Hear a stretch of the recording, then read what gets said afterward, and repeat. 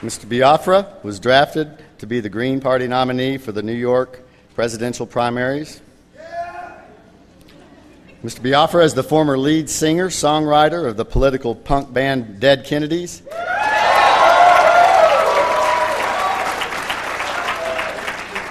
And a renowned spoken word artist and social commentator. Biafra was instrumental in increasing interest among youth in the Green Party. Mr. Biafra has chosen Mumia Abu Jamal to be his vice presidential running mate. This is very relevant to everyone in this country, and especially to those of us in Texas who watch helplessly while Governor Bush executes a man or woman a week. Mr. Biafra ran against Dianne Feinstein in 1979 in San Francisco, forcing a runoff.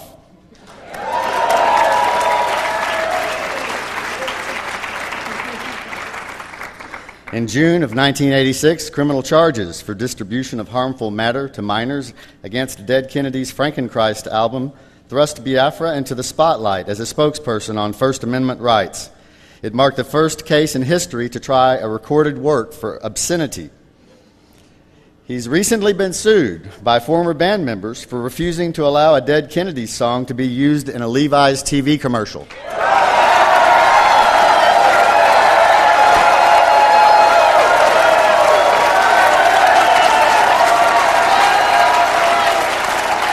And now I give you Jello Biafra.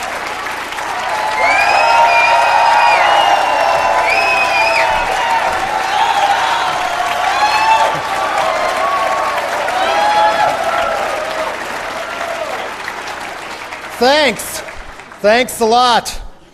Imagine my surprise when I woke up in January and found that I'd been nominated for president by the New York State Green Party. I figured I could leave my name in not as an opponent of other candidates, but to augment other candidacies and draw in people familiar with me and what I've stood for the past 2 decades into the party and the presidential election and local elections this fall.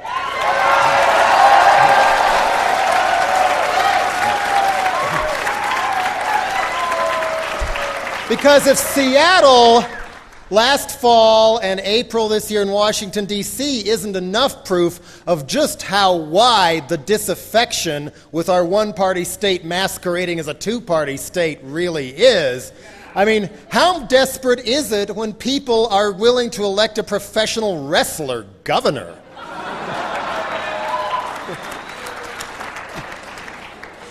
I mean, more and more people are questioning whether it's more important to live in a marketplace instead of a community.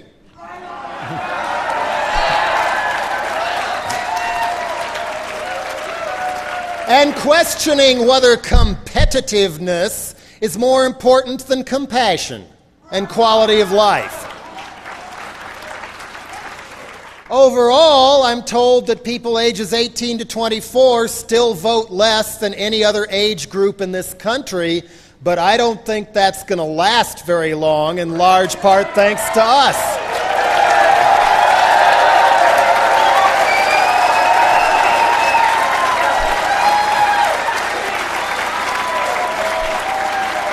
More and more people of all ages are seeing corporations as an authority figure to rebel against instead of buying into every manufactured pop trend. I tell anybody pointing Generation X or slacker fingers at anybody, look at United Students Against Sweatshops.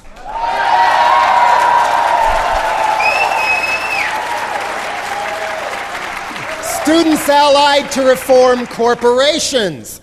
Corporations are the critical mass issue now that Vietnam and civil rights and the environment and feminism were in the 60s and early 70s. Critical mass is forming, and not a moment too soon. We don't even have capitalism in these countries, except for the little people. We have feudalism now.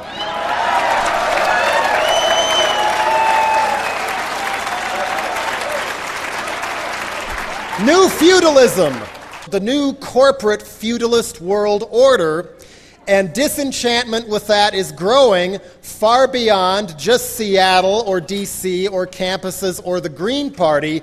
It's much deeper than that. So let's call the big picture the Green Wedge, shall we? The Green Wedge. Why am I green? Why did I register green years ago? Because the Green Party seems like the best electoral arm of the Green Wedge. I'm down with both direct action and electoral action. We need both.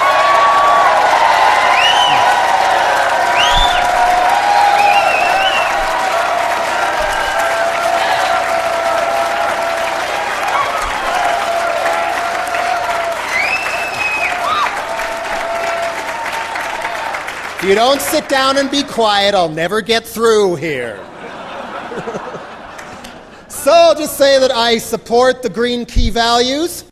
Both parties' platforms I am down with. So rather than use up the rest of my time to preach to the choir, I'd like to offer a few additions and food for thought to enhance these platforms, hopefully.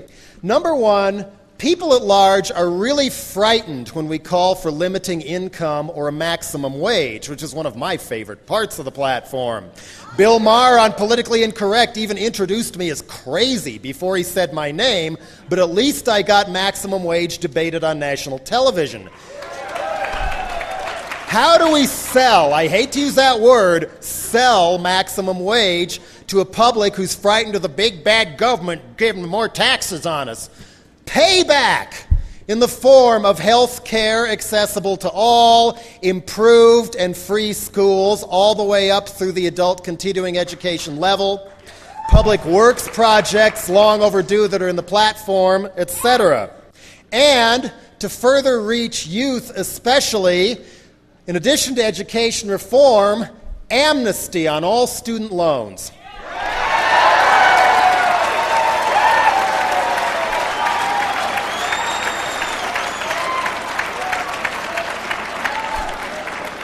Let's call the drug war what it is. Ethnic cleansing American style.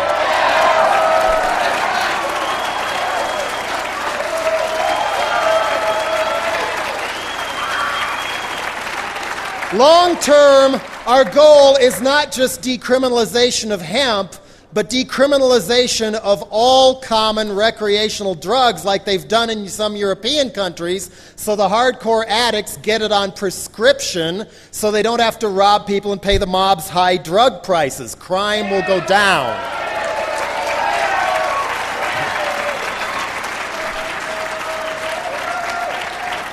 More education reform. A mandatory class at the early high school level on one of the most important things we're all supposed to learn, and it's not taught in school at all, parenting.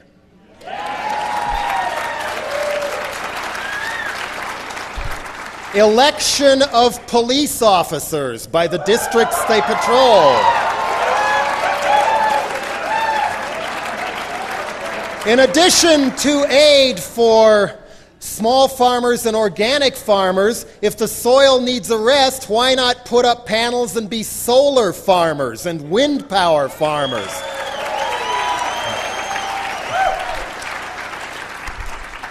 Use NASA and our lovely military to go up in space and bring back every corroding nuclear satellite and bring it back to Earth and take it apart before it crashes and poisons us with radiation.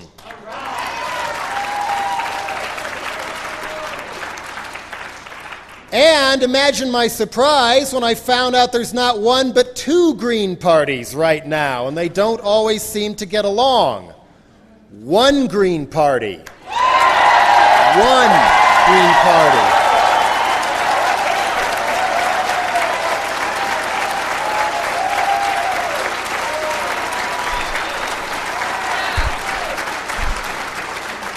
This election is too important to let past personal disagreements and disagreements on minutiae imprison our future. We have momentum right now. Let's use it. And when we gain that momentum, we're going to get more and more finger wagging, especially from the Democrats saying we are spoilers. No, The real spoilers are people like Bill Clinton, Al Gore, Tipper Gore, Dianne Feinstein, Gray Davis, and others who've sold the Democratic Party's best principles down the river to corporations.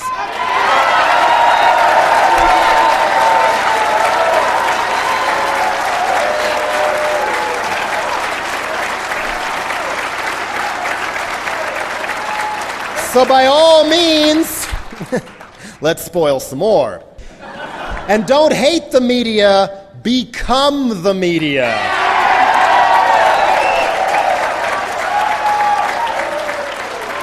The wedge issue you can use to communicate to family, people at work, people at school who are just as upset as we are, but maybe falling for Rush Limbaugh or Pat Buchanan. Why can't I put food on the table?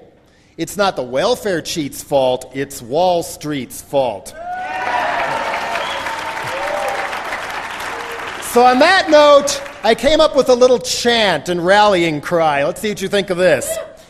Repeat after me. Can't put food on the table? Join the Green Wedge. Equal opportunity for all people. Join the Green Wedge. Human rights for all people. Join the Green Wedge. Save our planet and restore it now. Join the Green Wedge. Sick of paying taxes for war? Join the Green Wedge. No WTO. Join the Green Wedge. Health care and a home. Join the Green Wedge. Take back power and vote. Join the Green Wedge. If not us, who? Join the Green Wedge. If not now, when? Join the Green Wedge. Don't give up. Thanks. Join the Green Wedge.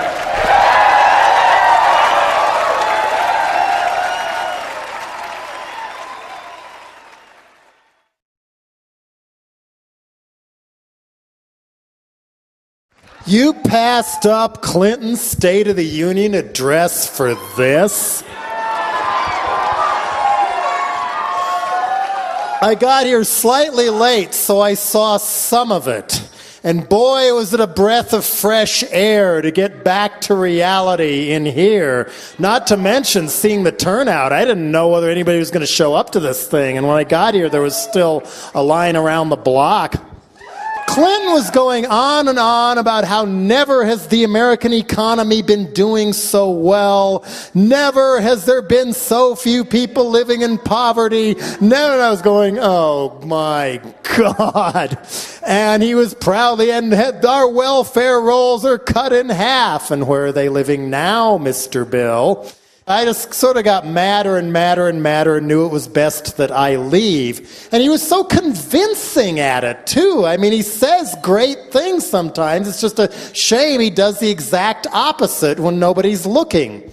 You know, what better, more persuasive person to enact the Reagan-Bush agenda once they get removed? That's sort of what he was designed for, I suppose. And I better clarify the part about the New York primary. Somebody at the Green Party's convention there nominated me. And so I'm sort of running against Ralph Nader against my will in a way. But I figured, what the hell, if it'll draw more people out of the woodwork to show up and vote, why not? I mean, I voted for Ralph last time. I've been registered Green for many years. I'll gladly vote for him again.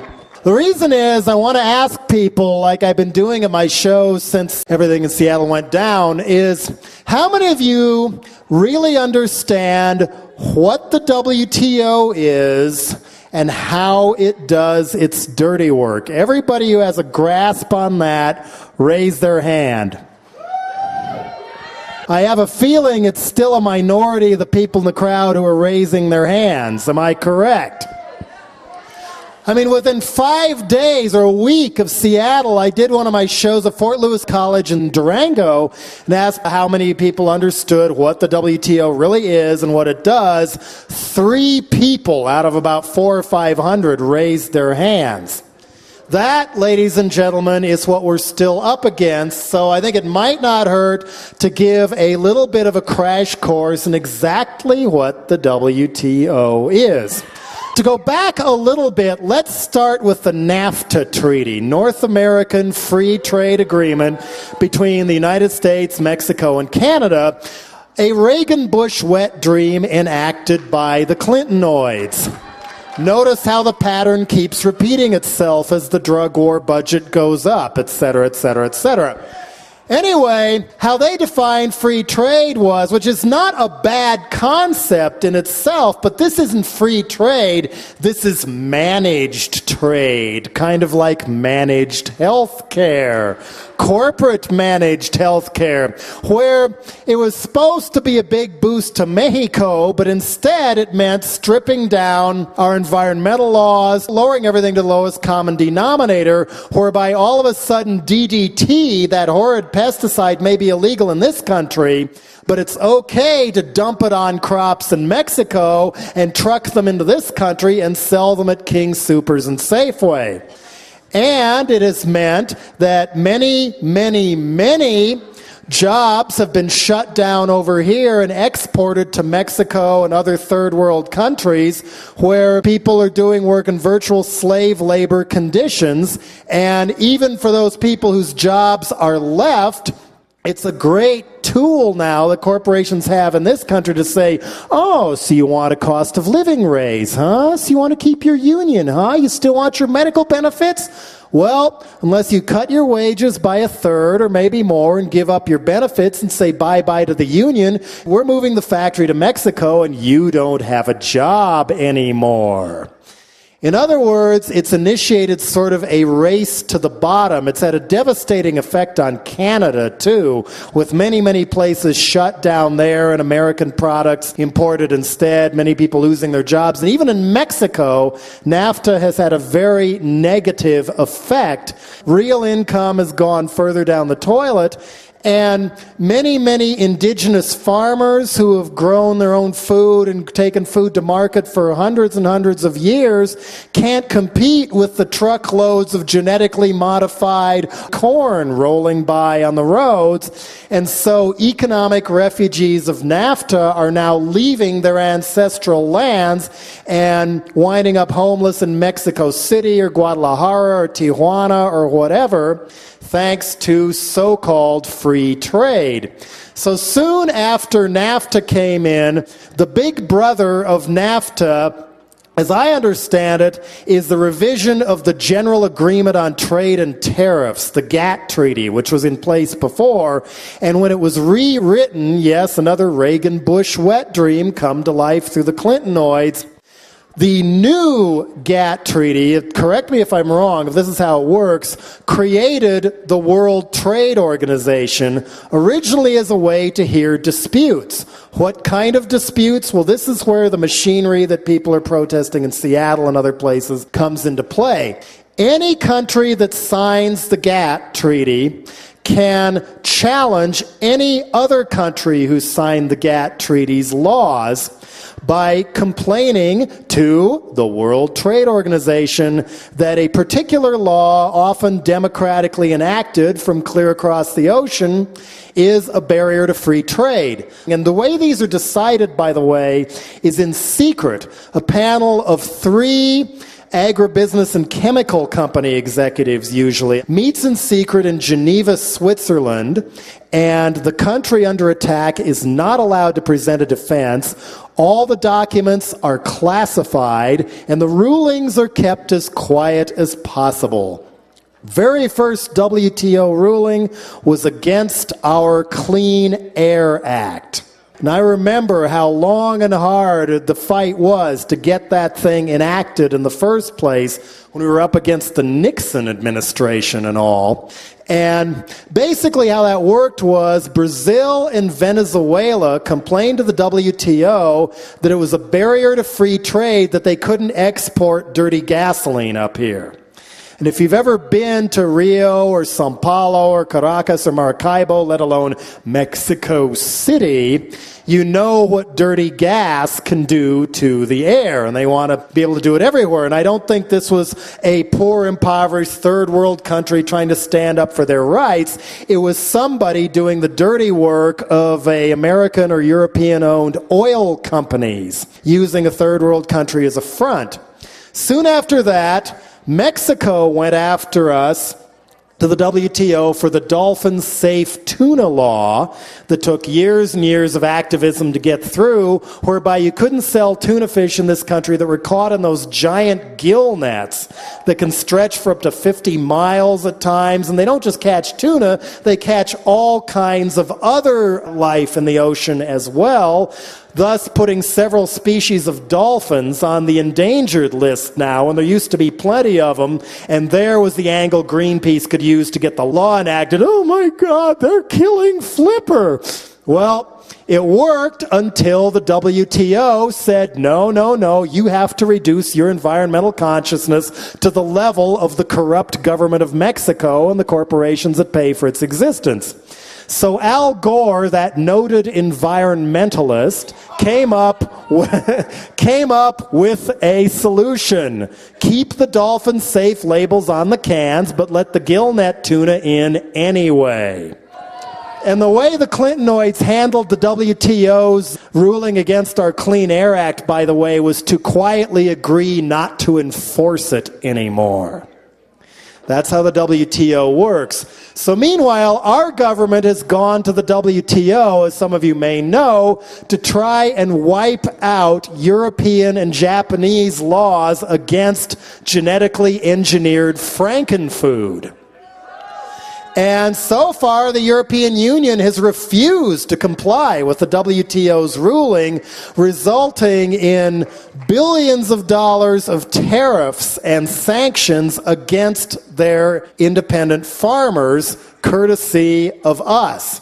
That's why the farmers over there are so mad, and why genetically engineered Frankenfood has been a big issue over there, as has the WTO for quite some time now. Maybe we didn't hear about it over here until Seattle, but over there it was already big news, to the point where people are pulling up the genetically engineered crops in France. The farmer you saw from France in the film with the mustache and all, the reason he was so well known is because he decided he was mad as hell, wasn't going to take it anymore, and went down and destroyed a McDonald's.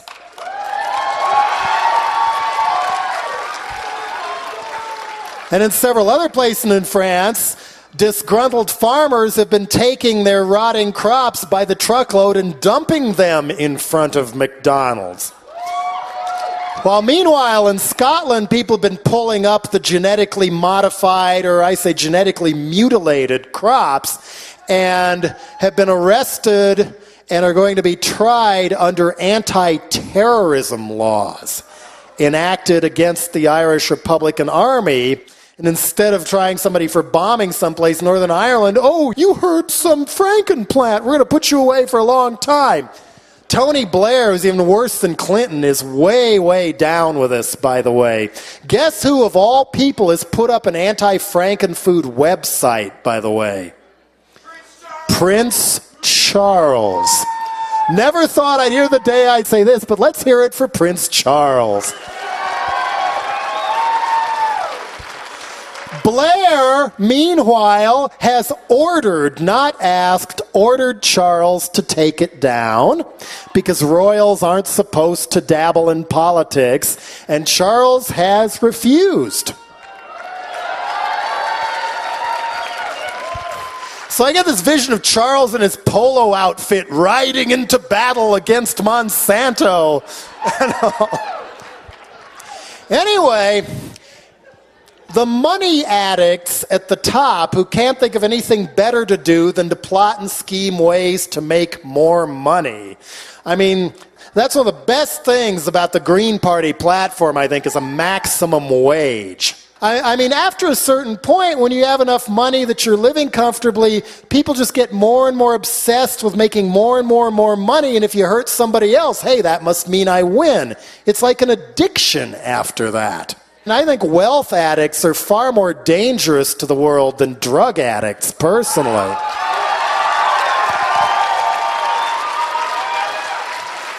Thus, the maximum wage. It's like crack or heroin. Nothing is enough. You have to have more.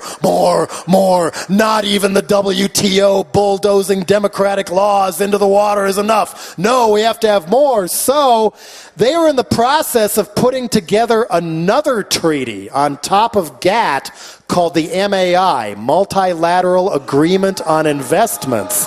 Oh, good. Perhaps you have heard of it. This one would basically give corporations the same power as sovereign nations to challenge other countries' laws to the WTO for interfering with their right to profit. And among the things in the MAI that were considered interference with right to profit were environmental laws, minimum wage laws, labor safety laws, subsidies to indigenous farmers and local businesses, laws about how many radio stations and media one entity can own in one area and keeping that local. Then on top of that, there was even a provision in there where you could go sue the country for hundreds of zillions of dollars if the country failed to quell civil unrest against the corporation. And there wasn't a lot of publicity about MAI over here. It was in some good publications, and Ralph Nader's group Public Citizen kept the pot boiling on there.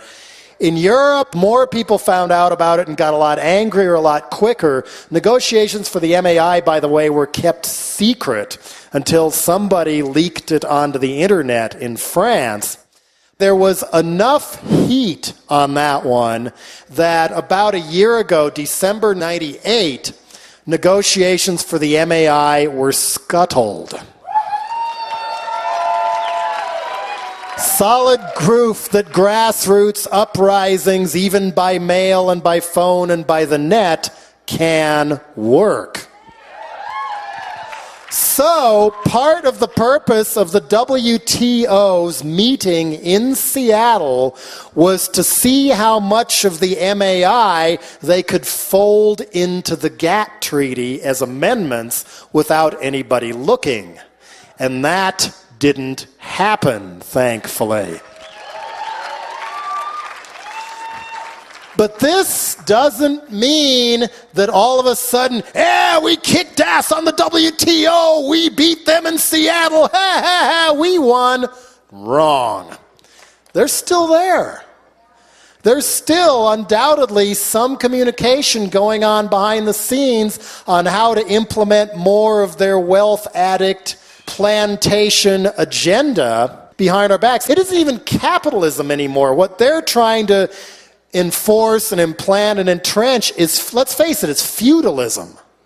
That's what it is new feudalism, corporate feudalism. You remember feudalism, barons and lords in the high castles, while the peasants on the other side of the moat work the land in fear and hope they can feed their families and not have the knights stick a spear in them or something. Well, current feudalism is basically every time we buy anything from Shell or Microsoft or Warner Brothers or Walmart or Safeway or whatever, we are their serfs. And the only way to completely divorce ourselves from corporate feudalism altogether, well, I can think of only one person, pure and politically correct as the driven snow, who's ever pulled that off. Ted Kaczynski, the Unabomber.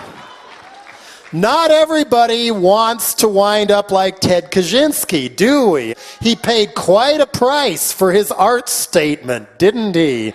In a cabin in the woods with one window, getting more and more miserable for 20 years, so mad he's sending bombs in the mail to people he doesn't even know because he can't get laid. There's got to be a better way. So, I think we'll fold this into two things. After the WTO, what now? And more to the point, how to get back at corporate feudalism. Well, there is many step-by-step things we can do without waiting for the next big event in Seattle or whatever, is just saying no to corporate feudalism. Give them as little of your money as possible.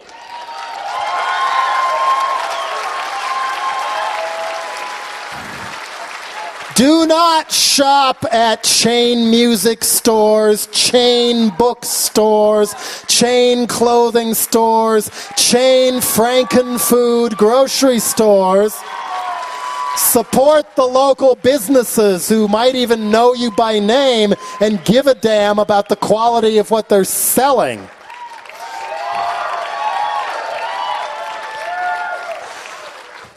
Isn't there a proposal before the Boulder City Council now to kick all chains out of the mall? If they vote it down, get your petitions together, get it on the ballot for the fall, and vote it in as a ballot initiative. And if that goes through, like the protests in Seattle, that is going to be a shot heard round the world. That a town actually kicked the chains out. Or at least out of the mall.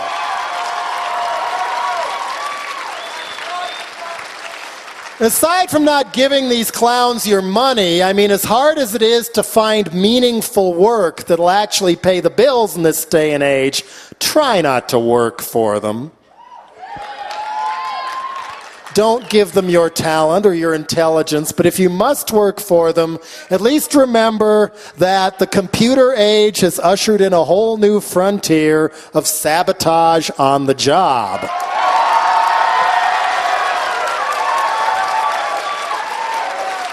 Thought you'd like that. Even voting is very, very important. Because even if you don't have, I mean, what choice is there when you've got like King George II, Prince Albert, or Bill Bradley? That's not a choice, no. But don't let that discourage you from voting. I mean, the local elections are where it's at. When you show up and vote, you can influence who's on the city council, who's on the school board, who goes to the state legislature. Plus, when you show up and vote, it means you can get ballot initiatives passed that legislators and governors are too chicken shit to do themselves. How else would medical marijuana ever have gotten through than by showing up and voting? How else does rent control or living wage laws ever get through unless people like us show up to vote? Because if we don't, well, does the name Drew Clark ring a bell? It's Drew somebody who became a state legislator from part of this town and county who was a total right-wing fundamentalist Christian. Because other people didn't show up to stop him. And he was a stealth candidate, a Christian coalition stealth candidate who knocked off State Senator Stan Johnson because nobody showed up to vote in the primary. And then there he was. And when we don't show up, they can put people like that on the school board. There was a fundamentalist who snuck onto the school board when I was at Boulder High, and I was in a play where that school board member made a male put his shirt back on in one scene because it was obscene for a guy to have his shirt off. He got voted out too, but he was sitting there for 4 years on the school board. We have to show up and vote. And don't be intimidated by people who tell you that, say, if you choose to vote for the New Party or the Labor Party or, yay, the Green Party, it doesn't mean you're playing a spoiler and letting somebody bad get in, because if people didn't vote Green, all those people would automatically vote Democrat. Wrong. A lot of people who vote for alternative parties otherwise don't vote at all, number one. And number two, the purpose of people like the Green Party is to gain enough of a wedge in the voting so that people like Democrats have to listen to us instead of turning into Clinton and Gore clones and sucking up to the WTO. In the '94 election, the Democrats who broke with Clinton and voted against gutting the welfare system and came out and admitted, yeah, I want to control guns, yeah, I want to stop the drug war, yeah, I want to keep assisting people who are poor, they won. It was the mealy-mouthed millionaires that the Clinton people were running who lost. And every time there seems to be some sort of viable alternative running against the Republicrats, or the corporate party, I suppose we should call them, people do come out of the woodwork to vote for them. I mean, some of the same people who voted for George Wallace in '68 voted for Jesse Jackson in '88, and then for Perot in '92. That is how wide the discontent is, which brings me to the next point. Don't hate the media, and don't just support the media, become the media.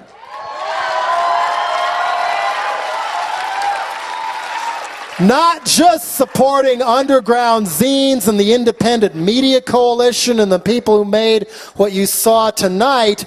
Part of what becoming the media means is going one-on-one with people you know who may not always agree with you, who you don't usually would like to talk about this stuff to. People in your family, at work, at school, whatever. Communicate with them why this is important, how it affects their lives, and that voting for Bill Bradley is not going to solve the problem, let alone when you got somebody spouting Rush Limbaugh bullshit. Of course, the urge is to say, oh, get away from me, but there's also opportunity there, because anybody who falls for that is as upset as we are, and chances are it's about the exact same stuff.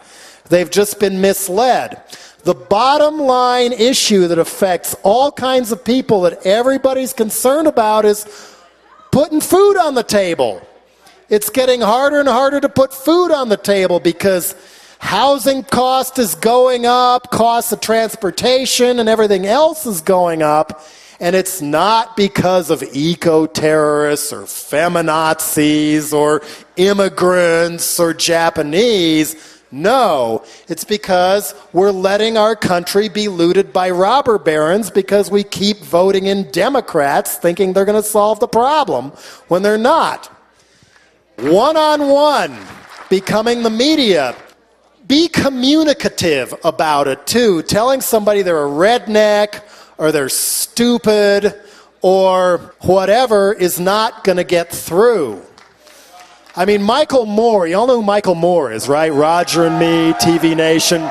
He takes this a step further, saying people on our side are so used to talking only to each other that we're completely out of touch with everybody else. Therefore, we should all go line dancing. I'm not sure I want to go line dancing to prove his point, but I agree with what he's trying to say, the same thing. We have to reach out to people who are on our side and don't know it.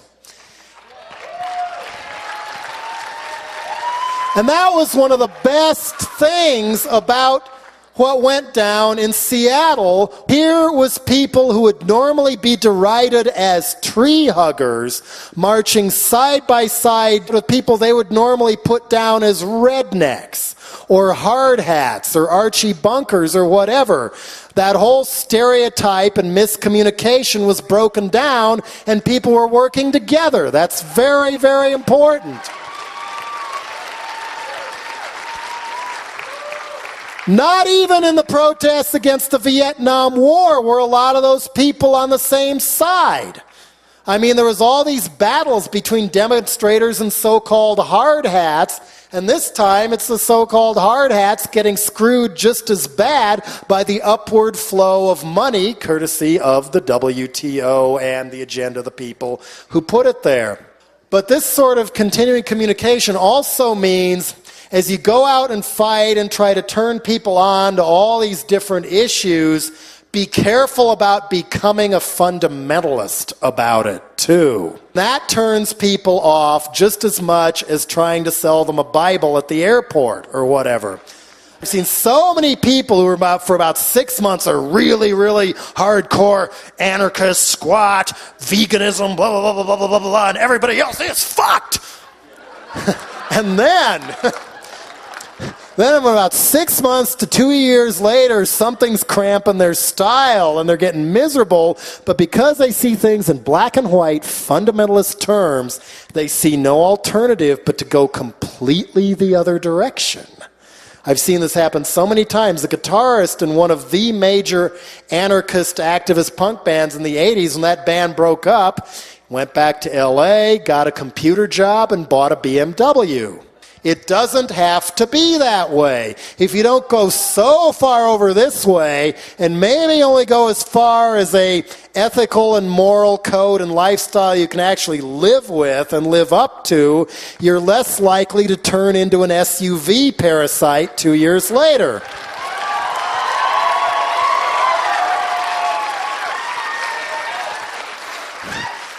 And this applies far off in the future, too, especially those of you who are going to become parents. Don't forget who you are, why you feel this way right now, and how it affects what you do with your life. And one of the great disappointments for me going through the 60s as a very open-eyed child, and then when I came of age, it was the horrible, disappointing 70s when it kind of all petered out and all that energy that stopped the Vietnam War kind of ended and people didn't keep it going. Well, now, people my age, I'm 41 now, a lot of the people, even people I grew up with, they have no tangible memory of Vietnam or even Watergate at all. It didn't happen. It didn't exist. And I think part of the reason for that was their parents, to protect them from the big bad world, whenever Vietnam or insurrection in the streets or whatever came on the TV, they changed the channel to something nicer. Don't hide reality from your kids. You will have smarter kids down the line if you tell them what's going on. My parents told me, explained to me when I was real little what the Vietnam War was, why people were getting hosed in Alabama because they were black, why Martin Luther King and Malcolm X were cool, and everything else. So at a very early age, rather than shutting me out, it was ingrained in me very early why war was wrong, why racism was wrong, etc., etc., etc. Don't hide that stuff from your kids. Explain it to your kids instead. So, back to Seattle. Couple things on that. Number one thing to take out to people, there was no riot there. Within a day, it was riot, riot, riot all over the news. The corporate media edited things down to the kids who were smashing the window of Starbucks. That wasn't a riot. That was kids smashing a window. And granted, it was a very poor tactic to present to the world, and as much as I was giggling inside, they got Starbucks, it's still, you can't present that to the world if you want to get your point across. People, rather than just chanting no violence, should have just grabbed them and said, hey, back off, no violence, and stopped them, instead of waiting for the police to. And ironically, a lot of those people who smashed the windows turned out to be homeless kids who lived across the freeway up in a Seattle neighborhood called Capitol Hill. And yeah, some of them had come up from Oregon, but a lot of them were just homeless kids who were mad at the whole world. Nobody wants to be homeless when they're a kid or at any other time. They're mad as hell. It was interesting that except for one jewelry store, all the windows they got were from corporate chains. But again, that's not a good it's just like the weathermen in the 60s giving the SDS a bad name when they got real violent and started throwing bombs to protest the war, and sure enough, a lot of them turned out to be undercover FBI agents, etc. Don't let that happen to us. So it's not just all grim struggle against the cops and the fascist pigs. There was plenty of camaraderie, love, music, and partying to be had, which is what resistance should be. Don't let the fundamentalists on the left tell you it's always got to be a grim struggle and, what we're going to do about it, God damn it, we're going to have meetings. Those people initially crowned themselves the leaders of the anti-Gulf War insurrection in San Francisco, where people were just walking out of offices during lunch hour and not coming back. It was amazing. But quickly people said, party! And it was like Mardi Gras all night. nonviolent. I hadn't seen people that friendly since the 49ers won their first Super Bowl. But it was not a grim struggle. It was a joyous celebration of people power. And there was enough of us in San Francisco, Boulder, and many towns big and small that no matter what Tom Brokaw and Ted Koppel and CNN said was going on, people knew, and more importantly, George Bush and Colin Powell knew that there was a huge backlash, and they cut that war off early. We stopped the Gulf War. But right now, the victories in Seattle were outing the WTO, brought a lot of people out of the woodwork with good energy, and a lot of different groups together who didn't know they were on the same side, let alone were willing to get along. Boy, is that important. But right now, that's as far as it's gotten. It's still advantage WTO. They have the money, they have the power, they have the guns, they have the organization. The same situation we faced when lonely voices in the wilderness started to say that maybe we should not be in the Vietnam War. And it was never a majority of Americans who were out in the streets protesting the Vietnam War. It was 3,000 to 5,000 committed activists and then others who showed up for the events. But in spite of the whole business and military machine being on the other side, we did stop the Vietnam War. And that is the type of battle we have ahead of us. It's going to be long, it's going to be hard, and it's going to come in waves. You know, there's going to be a critical mass event like Seattle, people are going to come out, then it's going to be out of the news, but we can't forget. Then another event and people come out, and then it dips backwards. This falls under a bigger umbrella in a way. It isn't just the WTO, but disenchantment with corporate feudalist rule is getting wider and wider and wider. So, step by step along the way, there will be police, there will be rubber bullets, but in the end, I think pushing the WTO back in its cage where it belongs and then tossing out the cage is a battle that can be won in our lifetime if we don't give up. Thanks a lot.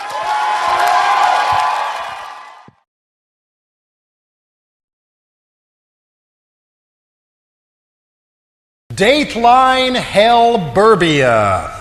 Walmart Wasteland, USA. Monster teenagers shot up their school again today. What makes them do it? Video games? Marilyn Manson? For a live report in front of the now empty building, here's Clonetta Hairspray with all the exclusive blood-buttered details. What does make them do it? Well, it couldn't possibly have anything to do with parents, or the fact that school really does suck, and so does a horizon of sterile dead-end careers where you're chained to a keyboard 80 hours a week with only enough free time to go home, rent a video, and pass out on the couch. Till one day you wake up and resign yourself to being the same sort of failure that you hated about your parents. And there really is a mandated caste system where favored bullies of both sexes get patted on the head for hazing and beating up undesirables of the lower caste. I come to dissect teenage rampage superstars, not to praise them. But every time this happens, what gnaws inside and continues to fascinate is, this could have been me. Why not me? After all, wanting to destroy the school and annihilate the bullies is a normal rite of passage of growing up in America. Sure, I wanted to kill the quarterback and firebomb my gym teacher's office in 7th grade, but by 9th grade, the quarterback had chilled and I had chilled and we were more or less friends. Plus, I had no access to guns or so much money I could go out and buy them. But still, What made them do it? What made them actually go through with it? Doom? Marilyn Manson? Be serious. Millions of other people play Doom and don't run out and kill the school. Millions more check out genuinely bad things on the internet and don't turn into bad people. The 2 Columbine guys in Littleton, Colorado were a month away from graduation, free at last after 12 long years, and never have to see all those people they hated again. Why? It makes no sense. If Manson was such a big influence, why didn't they wait 5 more days and go see his kick-ass live show in Denver? It makes no sense. That's like saying the very music that made some troubled kid happy is what led them to kill themselves. It makes no sense. I'm glad I didn't go to Columbine. I went to Boulder High School, about 20 miles north. Even then, Columbine had a reputation as a darkly conservative rich kids' school, possibly the wealthiest in the whole state. Sure wish my school could afford equipment to get class credit learning how to make videos. But what really creeped me out about Columbine was the impression that if you didn't fit in where you were supposed to fit in, you had nowhere to go but to join the anti-clique clique. Huh? At least at Boulder High, there was a large enough pool of mutants that creative degenerates like myself could have their fingers in several different pies, even a straight one or two. None went deep enough for me to feel a sense of acceptance or belonging, but deep down inside, I knew I was me. I was my own person. I liked that. There were reports that outcasts at Columbine, like at so many of today's schools, were punched in the head in the hallway as they went to class, pissed on in the showers by the jocks. Stuff like that would never have been tolerated at Boulder High. Sure, there were thugs, but they knew that no matter how rich or athletic you were, you could get expelled, or worse yet, kicked off the team if you did stuff like that. Contrast that with this quote from a 250-pound defensive lineman from Columbine High School. Columbine is a good, clean place except for those rejects. Most kids didn't want them there. They were into witchcraft. They were into voodoo dolls. Sure, we teased them, but what do you expect when kids come to school with weird hairdos? They're a bunch of homos. The whole school's disgusted with them. If you want to get rid of someone, interesting language, usually you tease them, so the whole school would call them homos, and when they did something sick, we'd tell them. Nowadays, schools too often do push sports over learning. Treat their jocks as coddled gods to prepare them for their destiny as knights of the business round table, to throw around their brute privilege as fiendishly competitive adults. Meanwhile, girls are beaten down and kept in line by schools, media, and parents alike. No matter who or what you are, you're fat, you're ugly, you're inadequate, your breasts are too small, your butt is too big, your butt is too small, your breasts are too big, worse yet, your brain is too big. And if you're not as thin and perfect as the plastic beautiful few, there must be something horribly wrong with you. So buy this, and buy this, and buy this, and buy this. A survey earlier that fateful year identified the Columbine student body as 60% evangelical Christian. A strain my uncle once called obnoxiously religious. I have no problem with people having spiritual values, but when anyone tries to force their spiritual values on others through monkeying with the law or intimidation or violence, I fight like a cat in a corner. What would Jesus do this? What would Jesus do that? Who cares what Jesus would do? This is the 21st century.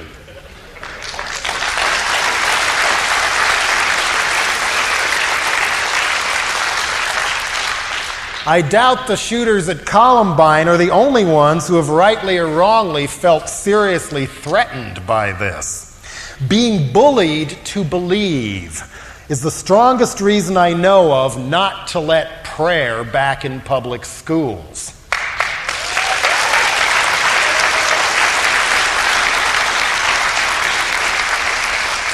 Speaking of which, can you believe there's now not one but two sets of Columbine parents running around the country pimping their daughters' tragic deaths at huge religious revivals, saying theirs was the one who said she believed in Jesus Christ right before she got shot, while the official investigation showed that the girl who actually said that is very much alive and chose not to use that as a cash cow for God Incorporated.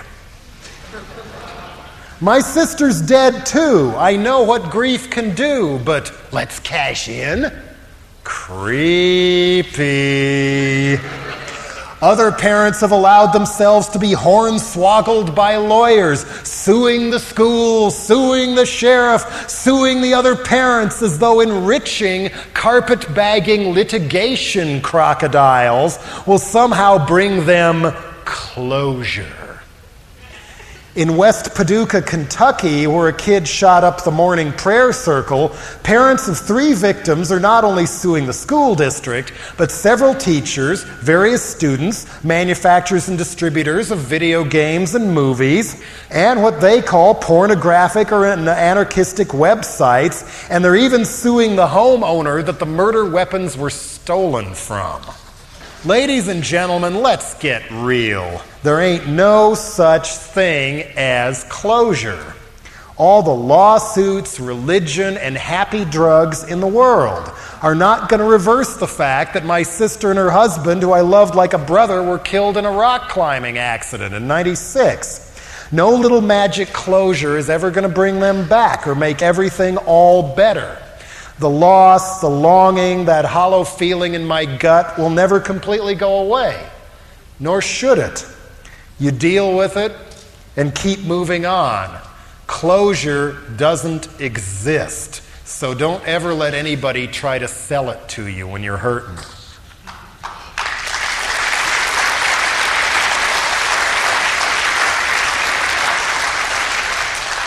The creepiest school shooting rampage to me is still the one in Arkansas.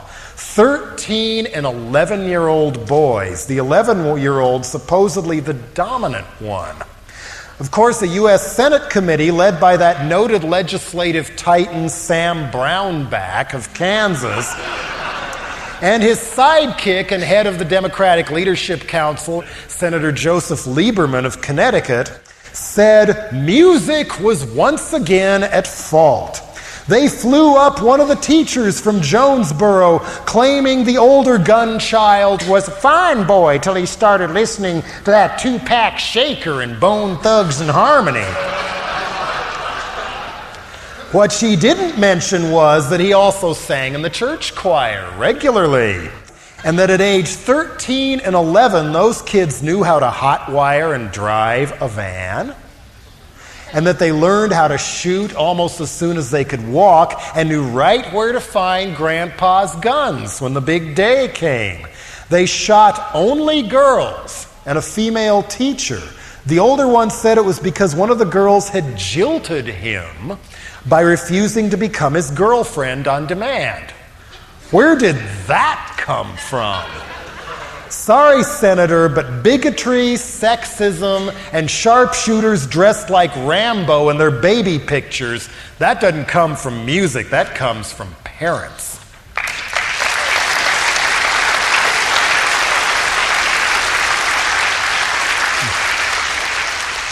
So ban black trench coats. That'll solve the problem.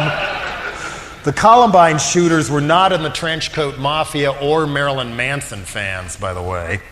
And Lord, none of these terrible things would have happened if we just hung up the 10 Commandments in all the classrooms. So we can make everybody memorize thou shalt not kill before they graduate and join the Marines.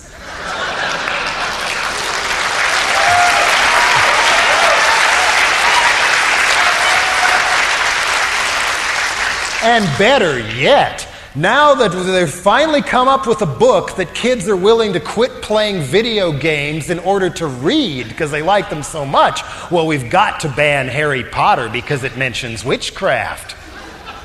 Leave it to bonehead school officials and cops to overreact so far off the scale, so long as it avoids real problems and solutions. Instead of teaching tolerance, they are now promoting more intolerance. A woman I know who teaches in Fort Collins High School, further north of Columbine, said that on the day of the shooting, the administration called an emergency staff meeting, and one of the people there said, "We've got to start profiling those kids."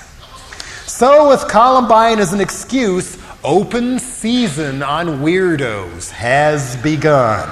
In Salt Lake City, a kid got kicked out of school for wearing a t-shirt that said vegan on it because it promoted gang activity.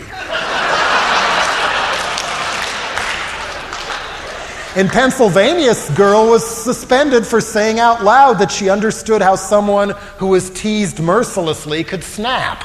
In Florida, a girl was suspended for bringing nail clippers to class, while another 16-year-old boy got booted for showing a miniature Confederate flag to his friend at lunch while they were discussing the Civil War. Since 1996, 20 students in 4 states have been suspended for possession of Alka-Seltzer. No matter how nauseating the curriculum, thou shalt not bring fizzies to class. Near Dallas, a 13-year-old spent 5 days in jail because of his Halloween essay that got extra credit for the teacher. Another got 3 days in jail in Wilmington, North Carolina, because he wrote "The end is near" on a computer backdrop, so they charged him with communicating a threat. And 2 10-year-olds were charged with a felony in Virginia, trying to injure or kill their teacher because they squirted soap gel in the teacher's water bottle. The counterattack on kids who think has gone from funny to fierce to downright dangerous and sick. Sam Donaldson quacking away about the coming onslaught of goth gangs had me rolling on the floor with laughter. Less funny, however, is the Crime Prevention Resource Center out of Fort Worth, Texas, group of cops and concerned citizens who tell school officials and parent groups that goths are as dangerous a gang as Crips and Bloods, and that any child caught listening to Marilyn Manson should be put in a mental hospital. More and more school kids are developing serious back and shoulder problems thanks to lockers being torn out, so they have to carry all their books with them everywhere they go, preferably in see-through backpacks. In DeSalle High School in New Orleans, they don't just drug test athletes, they cut off a lock of everybody's hair every year and test them all for drugs. Further still out in Looney Land is Odessa, Texas, where students at Permian High School are now surrounded by a giant security fence, surveillance cameras even on the school buses, and must all wear barcode badges around their necks at all times that can be scanned to show everything they've done wrong and their medical records. Regular drills include sealing the hallways where students must drop their belongings where they stand, and all the belongings are run through metal detectors. Live SWAT teams drill right in school in Pittsburgh and Chicago. And our government and the private security industry have found a way to get it on the game, too. Straight from Who's Afraid of Virginia Woolf, let's play Get the Geeks. The Bureau of Alcohol, Tobacco, and Firearms has unveiled their Mosaic 2000 program, where school officials can secretly vet and rate potential troublemakers on a scale of 1 to 10 and have the feds tell them if they should kick them out or lock them up. And Pinkerton, yes, that Pinkerton, when they're not busy shooting union activists in earlier part of the century, Pinkerton offers cash prizes and t-shirts to kids who turn in their fellow students for being too weird under their WAVE program. Among the symptoms of dangerous behavior initially listed by Pinkerton are bad grades, little interest in school,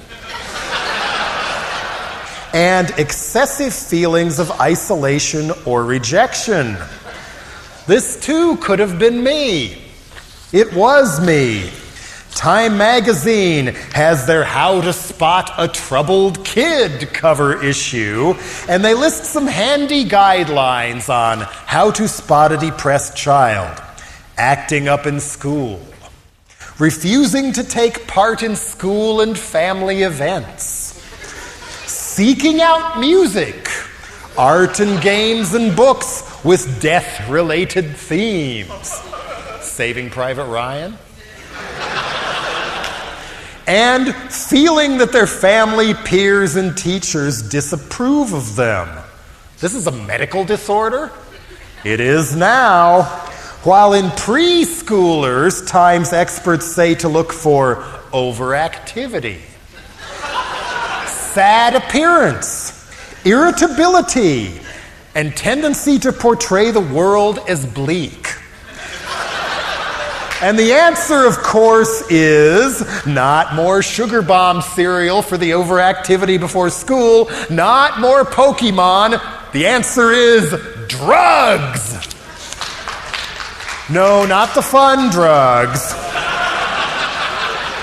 but overused, abused narcotics like Prozac, Ritalin, Paxil, Zoloft, Xanax, made and overpriced by the very multinational drug cartels, companies, that help finance the Just Say No commercials, that help drug our paranoid populace into tolerating the drug war.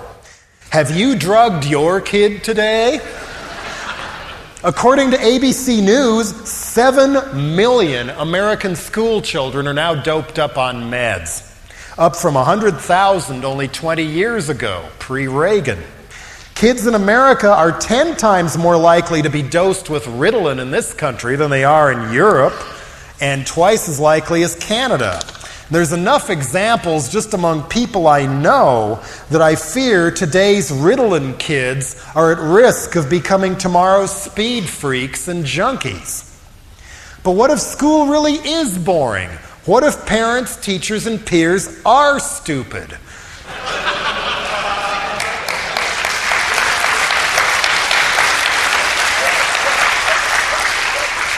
Does that mean we should drug our best and brightest minds of the future into submission and stupidity just to get them to obey?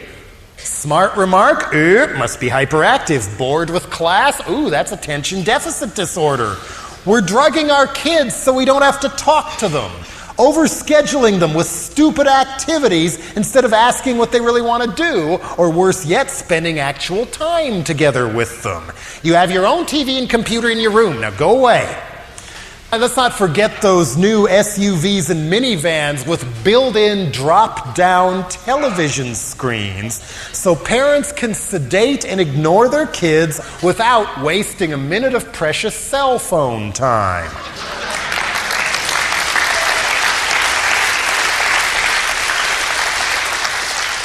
Well, guess what? The shooter in Springfield, Oregon was on Ritalin and Prozac too, yet he heard voices and felt he couldn't make them stop.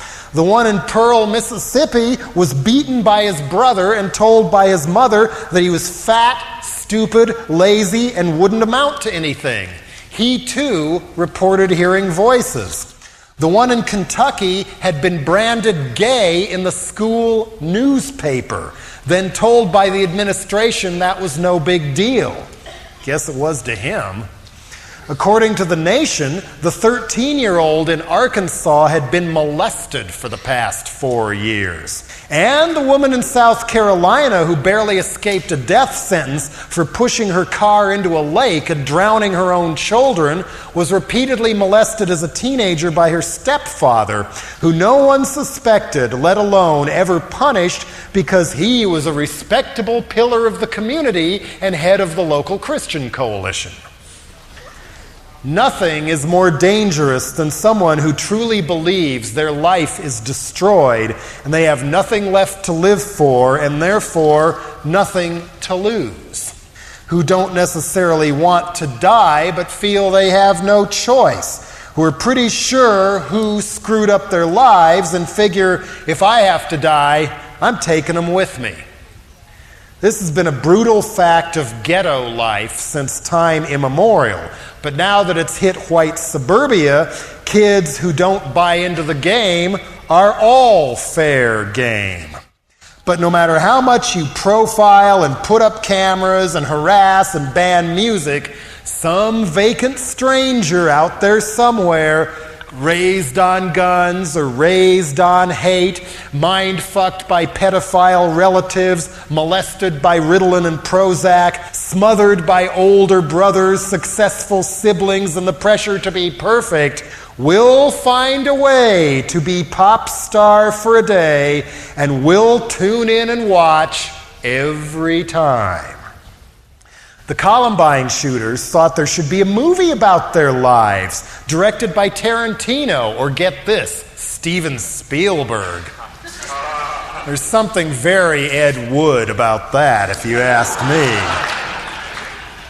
And the hockey dad in Massachusetts who slammed someone else's dad's head into the locker room floor in front of the kids again and again until he was dead, what music did he listen to? And the online day trader in Atlanta who lost his shirt and gunned down his brokers, was he driven to kill by the influence of the Wall Street Journal? This could have been me. Why not me? Why not me? I do what I can to fill in the blanks for people who've only lived in the era of Reagan, Bush, Clinton greed, who never knew a time when corporations were supposed to obey the law, when government politicians weren't so brazenly corrupt, when there were actual differences between the Democrat and Republican Party, when there were actually people worth voting for and dreams worth believing in, when commercial radio didn't totally suck.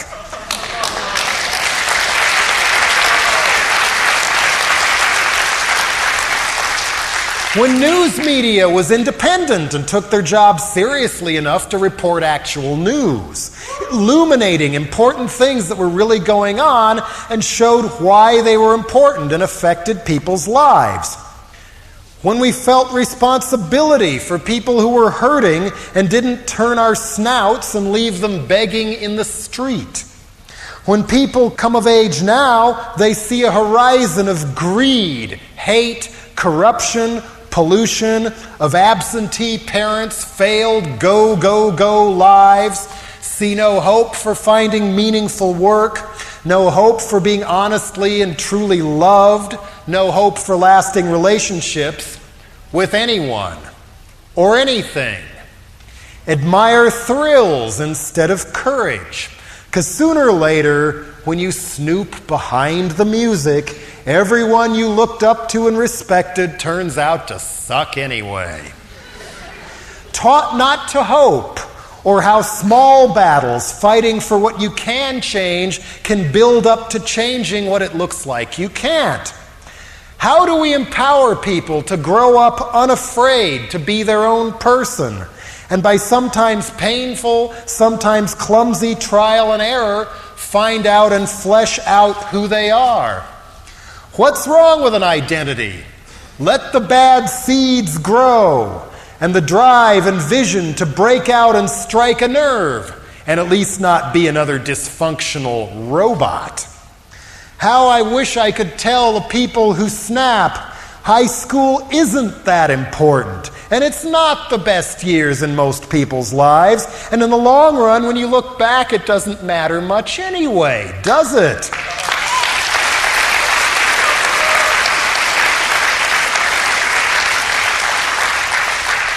And the sooner you stand up and piss on its grave, head into the dawn and get the hell out of town, find and build your own world and really be your own person, blunder into fellow mutants who see the same things you do, and know there's something better somewhere out there when you make the effort to create it, the smaller, more laughable, and totally unimportant those golden teenage memories and rose-colored scars become.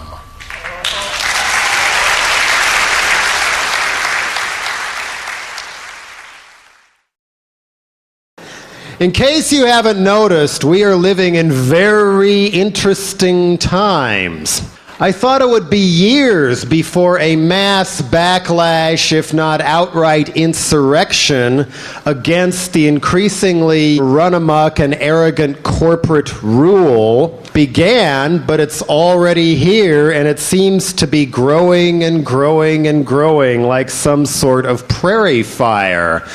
Not since people came out of the woodwork from all walks of life to just say no to the Vietnam War, fight for civil rights, the environment, and feminism, etc., have this many people banded together for one thing against the wishes of our rulers.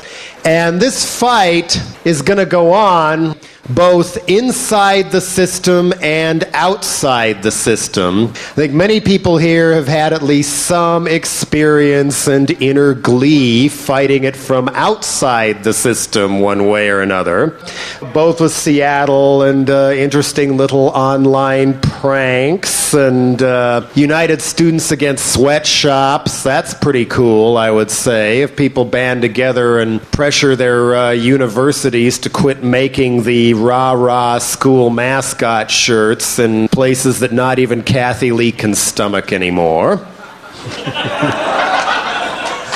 And from within the system, even the most pro-Bush and pro-Gore punditoids are predicting the lowest election turnout in our history, which actually opens the door for real alternative parties to come in and make a bigger impact than if every brainwashed Democrat and Republican actually showed up to vote.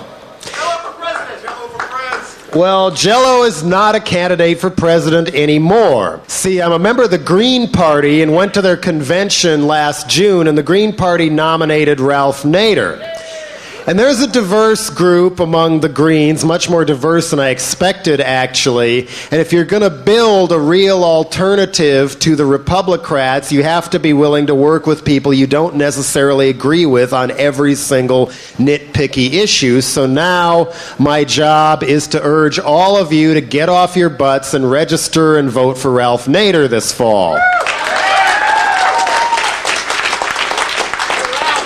Probably the only candidate whose gut instinct is against complete corporatizing of e-commerce and the net and using it for almost nothing but fascistic and shopping purposes, if you will. And keep in mind nationally that if Nader gets 5% of the vote this fall, that's a hell of a victory in a way, because the Green Party gets matching federal funds in 2004. Visualize the possibility if some of those funds are spent letting people like us design the ads.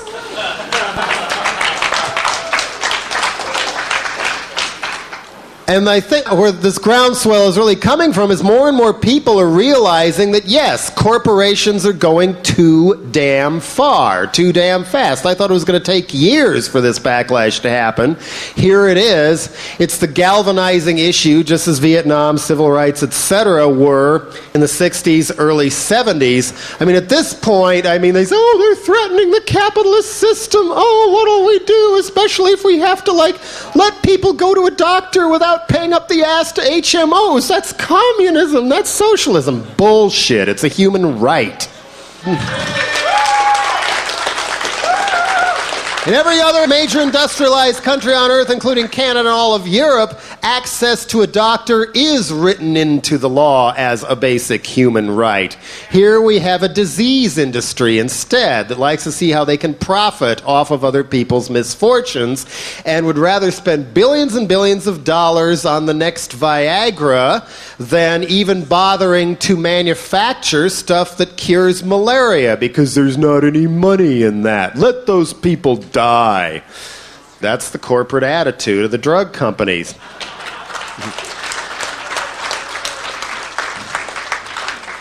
But of course, you never hear about this very much at all in the straight media, which, in my opinion, has gotten to the point where it's outright old Soviet evil empire-style censorship. I mean, the worst kind of censorship going on now, in my opinion, is not necessarily what Tipper Gore or Jerry Falwell or any of them have done. It's CNN, USA Today, ABC, NBC, CBS News, Time, Newsweek, etc., deliberately not reporting the major stories that actually affect our lives. Global warming, who cares? NSYNC's album is the fastest selling one in all time. Everybody's buying it, therefore you should too. Shut up and shop. Shut up and shop. Shut up and shop is the mantra, if you will. It wasn't that long ago that there wasn't just three branches of our government, the President, the Congress, and the Supreme Court. The fourth branch that kept the others in check was the press. Now, I remember part of what turned people against the Vietnam War was the raw footage of blown-up American soldiers on primetime news every night. You don't see that now, do you? Oh, dear me, Meg Ryan's breaking up with her husband. Oh, my God, how important. That's what you get instead. Contrast the way they covered Watergate and brought down Nixon with the way they covered Contragate, which was a much bigger scandal involving government operatives running drugs into this country, assassinations, the mysterious death of a reporter who uncovered the Inslaw software scandal, if that rings a bell. But that doesn't get reported, and there's a reason for that. During the Reagan administration, part of the great swindle, the Reagan-Bush-Clinton swindle still going on, was deregulating business laws so that corporations had a much easier time merging with others or swallowing up others in hostile takeovers, which meant some of the very rogue corporations that used to be policed by this fourth branch of government through exposure of how horrible they were, started buying up the media themselves. For example, how many of you know that NBC is owned by General Electric, one of the world's largest arms manufacturers? This gives General Electric editorial control over NBC News. So naturally, it's like, rah, rah, isn't the Gulf War great? Don't our missiles always work? After all, GE helped build them. Oh, this is great, yellow ribbons, rah, rah, George Bush, etc. We had no choice but to go blow up Kosovo. We just didn't have any choice, because all the other choices we just omitted from the news. And then in the op-ed sections of the newspaper, you get right-wing versus extreme right-wing, and that's the only discourse you get. You do not see Ralph Nader or Jesse Jackson, let alone Noam Chomsky's voice on the editorial page, do you? But there's plenty of Pat Buchanan and George Will, etc. You know what I'm talking about there, I think. And so basically, with all these corporate buyouts, Westinghouse seizing CBS after a tobacco baron decided to unload it, and their CEO, when they snatched the network, saying, "We are here to serve advertisers, not the public." No, journalism is to serve advertisers. The news must make a profit. And one person who's documented this over several different editions of a book called The Media Monopoly It's Ben Begdickian, who in the early editions was sounding the alarm bells on over 80% of all mass media in the Western world, TV, radio, movies, record companies, books, school textbooks, were in the hands of little under 4 dozen corporations. A few years later, the second edition comes out, we're down to 2 dozen corporations. This year, the new revised edition comes out, and we're down to, what, 6 now? The agenda of Time, Warner, AOL, Turner, or Mickey Mouse Uber Alice, who owns ABC now. Oh, who are some of the other ones? News Corporation, owned by that noted progressive humanitarian Rupert Murdoch, who owns Fox. Their agenda certainly isn't to tell it like it is, let alone put interesting stuff on the air. You know, part of the way you get people to shut up and shop is to dumb down the news to help dumb down the people. Even in the late 80s, there were surveys pointing out, like from Fairness and Accuracy in Reporting, who everybody here should support and get to know, among others, that even then there had already been a 25% reduction in actual news on the news programs. And now what you get is, good evening, here's the news. 20 minutes of O.J. Simpson, Monica Lewinsky, John Benet Ramsey, or Princess Diana, or whatever. Then a quick shot to the instant cam. Well, yeah, there was some weird-ass car wreck here about 4 hours ago, but the street does seem to be empty now. Now back to you. Well, now word from our sponsor, then weather, then sports. And that's all the news you need to know. Dumbing down the people and deliberately keeping them that uninformed is rather anti-democratic, if you ask me, because people can't make informed decisions if they don't know what the hell's going on. It's basically a way of just keeping people asleep. After all, for the corporate world order, it's better that we function as livestock instead of active and proactive thinkers. It's like in the old Soviet evil empire and communist China, the way you control the masses and make them livestock through advertising is basically fear of not keeping up with the state. Give them as little information as possible. Here, we bombard people with so much information they don't necessarily know where to begin to sift through it all, and it's fear of not keeping up with the Joneses instead. So it's sort of a modern lobotomy through fear, if you will. It's like, oh my God, what's wrong with me? I'm not making $1 million as a .com executive. Oh my God, who wants to be a millionaire without having to work? Who wants to be a millionaire? Who wants to be a millionaire? And of course, don't cover issues, cover icons.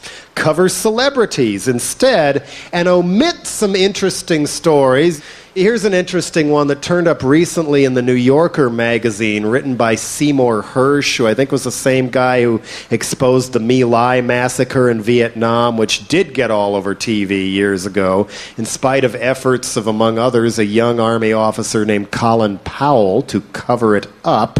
This article, point by point, pointed out that our current drug czar, General Barry McCaffrey, is a war criminal for all practical purposes. 2 days, according to this article, after the Iraqis surrendered in the Gulf War, he sent his unit up to the so-called Highway of Death as the people who surrendered were retreating, and blew them to smithereens because they hadn't been able to shoot anybody yet, killing men, women, and children. That, to me, is a much bigger scandal than Monica's magic orifice could ever hope to be. But was there one peep about that in, like, the New York Times or the USA Today or Time or Newspeak? No. Instead, what do you get on the cover of, I think it was Time this week, was, hey, everybody, there's a new Harry Potter book out. Everybody's reading it, even though it hasn't quite come out yet. Everybody's reading it. Or another example is of the way these things are slanted. Rudolph Giuliani's marriage is a bigger scandal than Giuliani himself.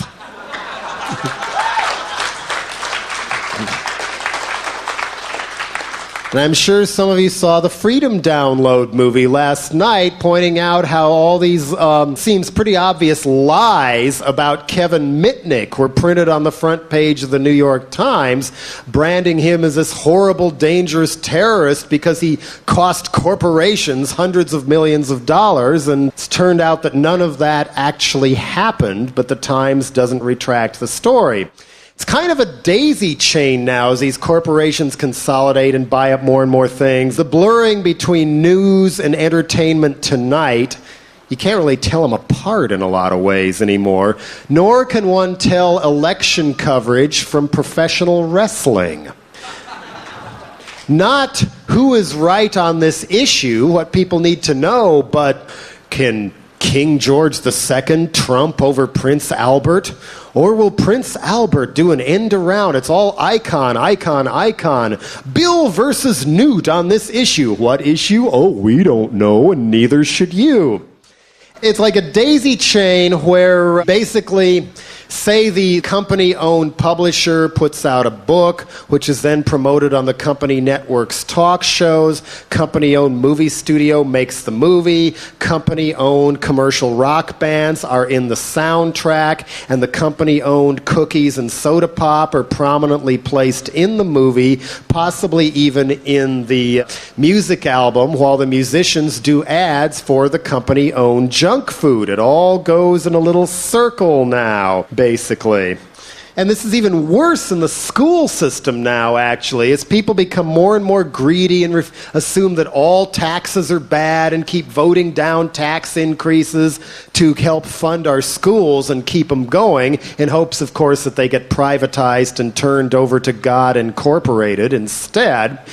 The schools have no choice but to go with begging bowls to corporations. So in places like Colorado Springs, Colorado, now for a little quote-unquote donation, in high school gyms you don't see Pep banners, you see Pepsi banners. You also see advertising on the side of school buses, and that swill known as Channel 1 pumped into the classroom 12 minutes a day, 2 of which is commercials. They charge as much for to the companies as you do on a major primetime TV show, because this is a captive audience of kids who are forced to watch the commercials. Buy Snickers, buy Nikes, rah-rah McDonald's, etc., etc., etc. And of course, when the schools can't afford learning aids, corporations are all too happy to comply. According to the New York Times, about 75,000 schools have been infiltrated by a Procter & Gamble science series called Decision Earth, which, among other things, instructs the kids that clear-cutting removes all trees to create new habitat for wildlife. And open the forest floor to sunshine, thus stimulating growth. You know, you got to get the growth is good mantra in there one way or another. You get more and more people having to wear corporate logos on their clothes because it's the only clothes you can find at the store. They get real heavy-handed about this sometimes, too. How many of you heard about, I guess it was 2 years ago now, a kid in a high school in Georgia was suspended for wearing a Pepsi t-shirt on Coca-Cola Day? That's getting heavy-handed, if you ask me. Right at a time when our corporate lords and their little puppets and agents in government also have decided, you know, we better crack down and dumb down the internet. There's just too goddamn much pornography out there. What do we define as pornography? Things that criticize our owners, for example. We can't have that. And so the concept is, I don't know if this is even technologically possible in this day and age, and maybe it's your job to make sure it isn't. Al Gore is one of the leading lights or blights or whatever. to privatize the internet in the form of putting as many corporate toll booths on the information highway as possible, where in order to get to one place you're going to find something out, you have to pay up the ass to this company or this company or this company that had it handed to them by Uncle Scam, just the way we gave away the fiber optic airwaves in the Telecommunications Act of 1996. Gore is one of the leaders in this. Be afraid. Be very afraid. And wait till you meet his wife. So for anybody who says, oh, I'm going to have to vote for Gore because he's the lesser of two evils, how much difference is there really between Gore and Bush anyway? They're both pro-death penalty, pro-WTO, pro-drug war, pro-corporate rule, and really, really into reviving the arms race by putting missiles up in space against what? North Korea? Oh, I'm really scared of Kim Jong-il. I quake under my bed. That's ridiculous. Oh, yeah, right. Cuba, that's the ones who's going to bomb us back into the Stone Age unless we can blow up the world another few thousand times. The danger being if any of those damn things crashes, it blows up us instead. But hey, at least that's the second coming of the Lord. You know, that's the scary thing. Fundamentalist Christians into the rapture and high positions of the Pentagon. Don't even get me started on that one. Basically, the Gore mantra is freedom of speech online belongs to those selling something approved by our corporate government only. I mean, this is another example where technology is not necessarily such a bad thing. It's just that it keeps being used against the people it could help. I saw a recent quote from Are You Serious? One of the guys from Mondo 2000 and everything early on. The net was a non-commercial space that has been colonized by e-commerce. You know, .com cowboys getting rich and tootling around in their SUVs and spitting money in everybody's face in San Francisco and all. They're getting the money while the people who actually supply the content are barely getting by. And of course, another way this is being used against us is surveillance. All these, I guess it's cookies that you call them, where they can get information out of who you are, what you buy, etc., compile it, and then sell it to somebody else without you knowing this is even being done at all. One company called Toysmart.com was recently caught trying to sell information they'd compiled on little kids. Some other companies have been using cartoon characters to get kids to give them information on their parents' buying habits, even. I mean, all this abuse of technology actually reminds me of one of my favorite quotes of Ayatollah Khomeini. All Western countries are bad. Nothing but evil comes from them. But on the other hand, the advent of the web and the net and even e-commerce has also somewhat at least democratized what corporations have swallowed up at the strip mall level, extending the punk-style do-it-yourself, DIY ethic, not just to music, but to publishing, film, pornography, and even being able to sell all those albums that made such a difference in your younger life before you became a .com worm on eBay. But not everyone owns a computer, so you're not going to reach everybody going strictly over the net. But it does mean more people can get out there, and more importantly, the only weird mutant in their school or their town can find others across the country and the world and feel like they're not alone anymore.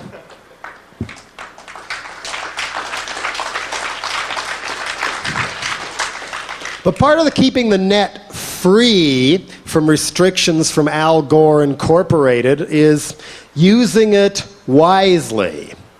I mean, I'm sure everybody in this room knows a netwit or two who will be on there for hours on end. Even their lovely, voluptuous significant other can't get them to come to bed till 4 in the morning because they're still on the net. We're treating it almost like TV for those who deem TV beneath them. You've probably seen that, haven't you? I mean, we get to that point, how different is that from the CB radio craze of the 1970s? Anybody remember that? Breaker, breaker, good buddy, am I talking to a real trucker? I mean, how different is that from Wow, I'm online with Courtney right now.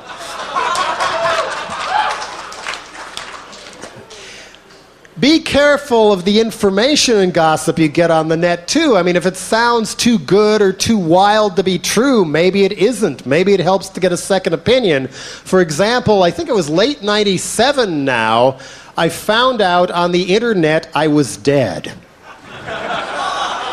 People from all over were trading all this net gossip and updates and the grisly details of my recent shooting death. I looked in the shower and couldn't find the bullet holes, but if the net said I was dead, then it must be true, right? Be careful of stuff like that. And now what I've found out is somebody else, I guess, owns my name on the net now, too. Other people own JelloBiafra.com or JelloBiafra.org, and I don't know what they plan to do with it, to try and extort money from me to buy back my own name. That seems a little weird to me, too. But there you go. We'll try diplomacy first. But my hope is that people who want to use the net for good reasons will also encourage others to help develop sharper and sharper bullshit detectors. As I said, if it is too wild or too interesting or too good to be true, maybe it's not true, and hunt for a second opinion. Especially important because, as the old saying goes, knowledge is power, and that is the power to influence other people in a positive way and inspire them to do something besides giving up and being spectators in their own lives and putting up with horrible .com jobs just because they think they're going to get all these stock options they often never do. Knowledge is power, but you got to have the right knowledge. And the only way you can really boil it down to is that tenuous walking on ice known as we all believe what we want to believe. So we got to be careful as to what we believe in order to make it more difficult for the corporations and those who want to dumb down the net as e-commerce is great, e-communication must be stopped, etc. Make it more difficult for them to co-opt our culture by using the information highway to breed a generation of people who sees through corporate bullshit and their dishonest media as never before. In other words, don't hate the media, become the media.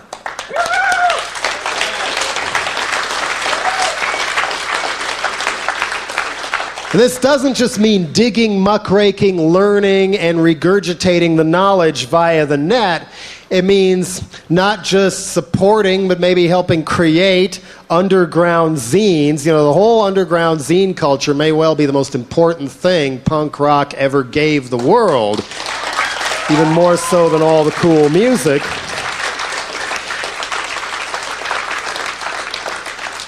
Becoming the media through pirate radio stations.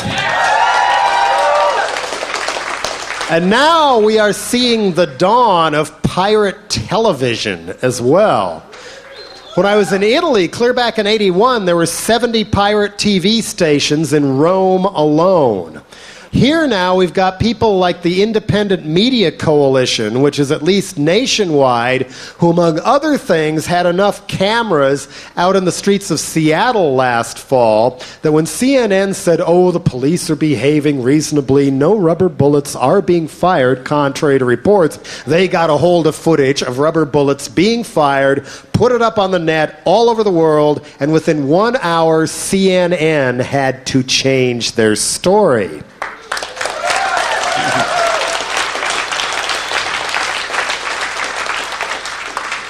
Where would Rodney King or that guy near death in a hospital in Philadelphia be without somebody becoming the media and getting footage of police brutality? If Rodney King hadn't hit the networks on the front page, I doubt any of us would know who Amadou Diallo was at all. Because after all, crime is horrible. We must get rid of more and more constitutional rights, and the police are our friends. We need to give them machine guns. We need SWAT teams in every town, which we practically have now, too, with a lot of gifts of high-tech military hardware from the Pentagon because they don't have the evil empire to fight anymore, so why not fight the American American people instead. After all, privatized prisons are the fastest growing sector of our economy, even more than e-commerce. What does that say about family values when we're spending far more money on prisons than we are on schools? To the point where in California, a prison guard makes almost twice as much money as a teacher. You don't hear about that in the USA today, and that's why the online communication becoming the media is so damn important. That maybe we don't need the drug war after all and could stop it right now without even having to go through the legislature if every sitting governor with a stroke of a pen commuted all non-violent drug offenses to time served and let everybody out. That can be done with a stroke of a pen right now. And let's not forget that part of the reason so many people who were so pissed off at run-amok corporate rule showed up in Seattle and in D.C. on April 16th was online networking that wasn't possible before the web came into being. As a kid, what I wanted to be when I grew up was a villain on Batman. I mean, when others wanted to be cops or baseball stars or nurses, I wanted to be the Penguin or the Riddler. And now we all have our chance to be the Joker. And let out as hearty a laugh as Cesar Romero got to do on the TV version of Batman. The Joker, if you recall, is the one who jammed the radio and the airwaves from time to time to broadcast his own news, Captain Midnight style, instead. And this Joker tradition does go back a ways. At least in Britain, they figured out a way during protests to intercept the police radio frequencies and misdirect the cops to other parts of town, away from the demonstrations. And as usual, the British and the Europeans are a little ahead of us in the modern jokesterism as well. There's one UK group called the Electro Hippies, if anybody's heard of them, who have never even met each other except online, who claim, at least, they got 500,000 people to swamp the WTO's website right around the time of their meeting in Seattle, thus interfering with the WTO's ability to get anything done or tell people how wonderful they are as they loot the world. The electro hippies model, according to the article in the San Francisco Bay Guardian, was in cyberspace, everyone can hear you scream if you want them to. And then there's the electronic disturbance theater, who monkey-wrenched the webpage of Mexican dictator, President Ernesto Zedillo, and nailed him for human rights violations by, among other things, making it so if somebody else looked in there, it would come back, human rights not found on this server. And then, in a real-life case of ghosts in the machine, they listed the names of people murdered by the Mexican army on the page's access log for Zedillo and his friends to find to their alarm. This isn't mere hacking, this is hacktivism.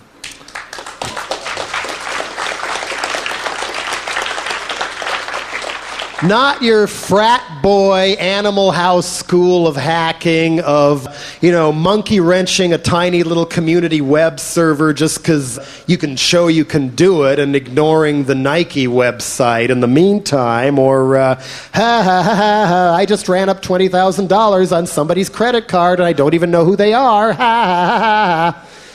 That's not hacktivism. It's even not hacking, says one person. I don't know what to call it instead then. Maybe greed? Another example was an entity called Bronkbuster was actually able to remove some of the filtering from some of the firewalls that separated China from the rest of the net, allowing the Chinese unfiltered browsing over information their government didn't want them to know, at least until the government spotted it. And I have to wonder if Al Gore's wet dream of a privatized net will also mean that kind of filtering over here.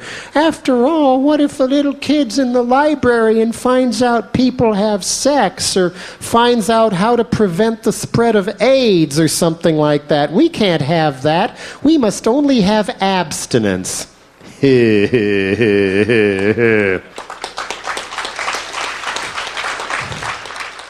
In other words, hacktivism may now be very important as like becoming the media, of becoming the new fourth branch of government to police the other three, checking e-commerce via e-protest. And some of the other side says, well, you're so into freedom of speech, that's censorship, because when you monkey wrench a Nike site, you're censoring what Nike has to say. Well, I mean, that's kind of like saying that white people are discriminated against in the United States of America. It doesn't fly when the deck is stacked so far on the other side. The new fourth branch is the way to keep people like that clean. I mean, if it wasn't for global exchange going after Nike's sweatshop practices so hard, even the incremental progress Nike had to do to try and save their public image never would have happened. So now, the buzzword in the papers, including those New York Times articles on Mitnick, etc., this isn't mere monkey wrenching or vandalism, it's terrorism. Terrorism? On par with blowing up all those people in Oklahoma City or Palestine or Israel or Northern Ireland or whatever, this is the same thing as terrorism? I don't think so. I mean, the little arms of our corporate government, as far as I'm concerned, hack into our personal lives and terrorize innocent people every day. The World Bank and the International Monetary Funds and the way they'll loan money to impoverished countries to build giant dams and oil pipelines so that Bechtel, among others, can get rich. In the meantime, just totally screwing up the people in the area and taking away their meager welfare system. That's terrorism. Our continuing embargo on the Iraqi people that doesn't hit Saddam Hussein at all, but is now estimated to have killed 2 million Iraqi civilians, great many of them children, because they can't get medicine in or fix their water supply or anything. That is certainly terrorism. The way we treat Cuba is certainly terrorism. The drug war is certainly terrorism. I mean, there are many instances that the same corporate media is never going to fucking tell you when SWAT teams crash into the wrong house and then kill somebody on suspicion of growing marijuana. Well, he sat up his bed, so he just had to blow him to pieces in front of his family. It's happened in New Hampshire. It happened to a blind rancher outside of Malibu, California, where it was later uncovered that the reason he got raided was the local, I believe it was the Ventura County sheriffs, among others, had been looking at property in the area to seize under drug war seizure rules and sell, and his looked valuable, so they just killed him.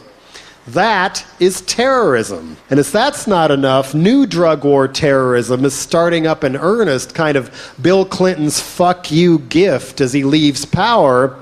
$1.3 billion in military aid to Colombia. When already one of the worst human rights violators in the world, where you can't even tell all the death squads apart who sometimes shoot each other. And Colombia was already the third highest recipient of foreign aid behind Israel and Egypt, weirdly enough, and now they're getting even more to fight drugs. Well, the easy way to fight drugs, of course, is just to decriminalize them like they have in parts of Europe, so people get them on prescription instead of having to rob and kill people to pay the mob's high drug prices. But CIA doesn't approve of that, I guess. Gentrification and bulldozing out low-income people and people who've rented their places for 30 years so some slime mold yuppie can move in. That's terrorism. And now, speaking of cyber terrorism, how many people have heard of eWatch? eWatch, based in Dallas and sold through, among others, Edelman Interactive PR Agency and PR Newswire, basically allows corporations to hunt down their critics. And eWatch charges about $5,000 to dig up their critic's screen name within 7 to 10 days, or for an extra $2,000 or so, they can ID the person within 48 hours. Their national project manager, who ironically is named Skinner, was quoted as saying, "Well, companies will receive a dossier detailing all info gathered about the subject during inquiry." And this can be used, for example, Northwest Airlines hunted down the organizers of a sick-out protesting their labor policies and fired them all. There's also proposals to use this kind of surveillance to then file suits against the people who criticize the company online, knowing full well that even if the critics are right, it's going to wipe them out financially in order to fight the lawsuit. These are called SLAPP suits, by the way, strategic lawsuits against public participation. And if that's not unconstitutional enough, how many of you know about what the DEA just got caught doing?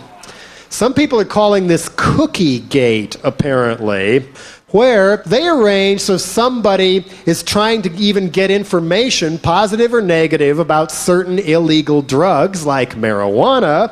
An anti-drug ad will appear at the top of the search engine, leading people to government anti-drug websites, and the reward is the cookie in your hard drive so that they can keep track later of every single person curious about drugs they can lay their little fascist Orwellian claws on. And in this light, with this level of corporate dictatorship slowly being eased in so we don't even realize a coup has been going on since before some of you were even born, well, at this point it means fighting back and resisting all this isn't just a hell of a lot of fun. It's our patriotic duty.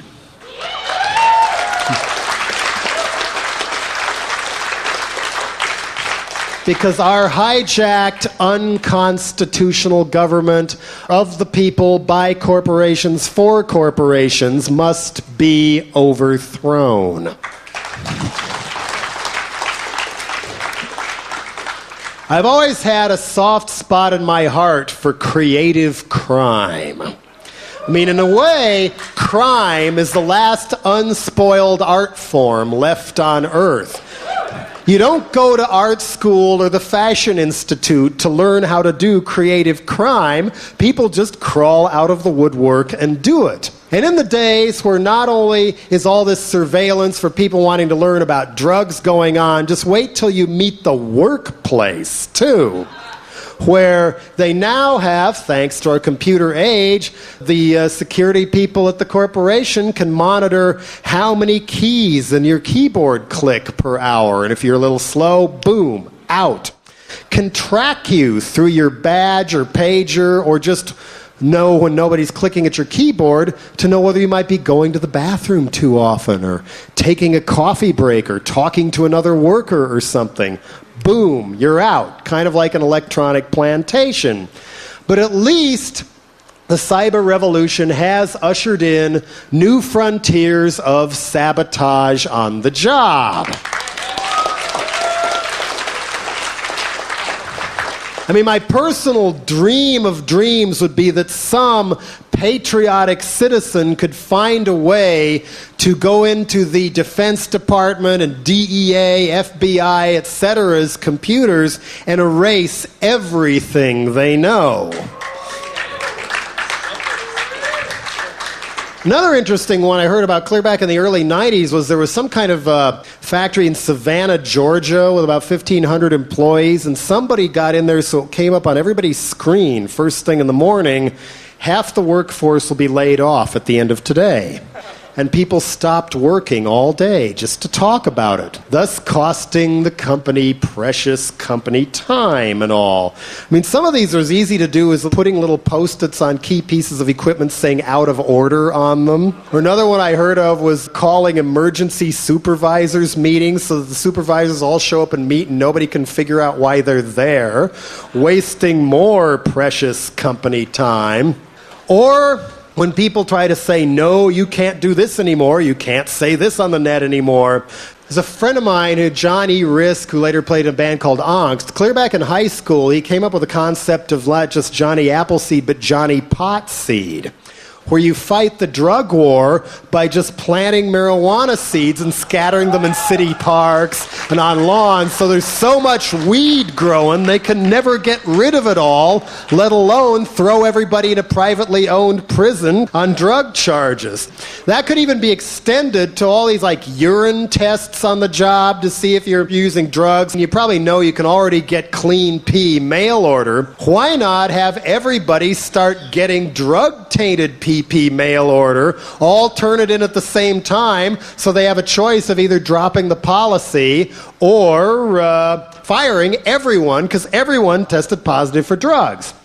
Same goes for the net when people flood various surveillance or anti-smut devices or these devices where if you say a key word, suddenly the NSA may be monitoring your email.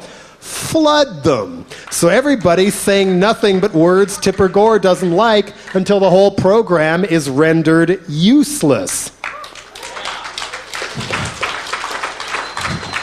But of course, the corporate world order is fighting back as well, labeling actions like this not vandalism, but terrorism. Sneaking into somebody's cell phone is terrorism. Getting somebody's credit card number, which admittedly is kind of annoying, but then not using it is terrorism. If cyber sabotage is truly terrorism on par with blowing up innocent people, then maybe our government has finally admitted that they define terrorism not as threatening or injuring someone else's life, but someone else's wealth or property.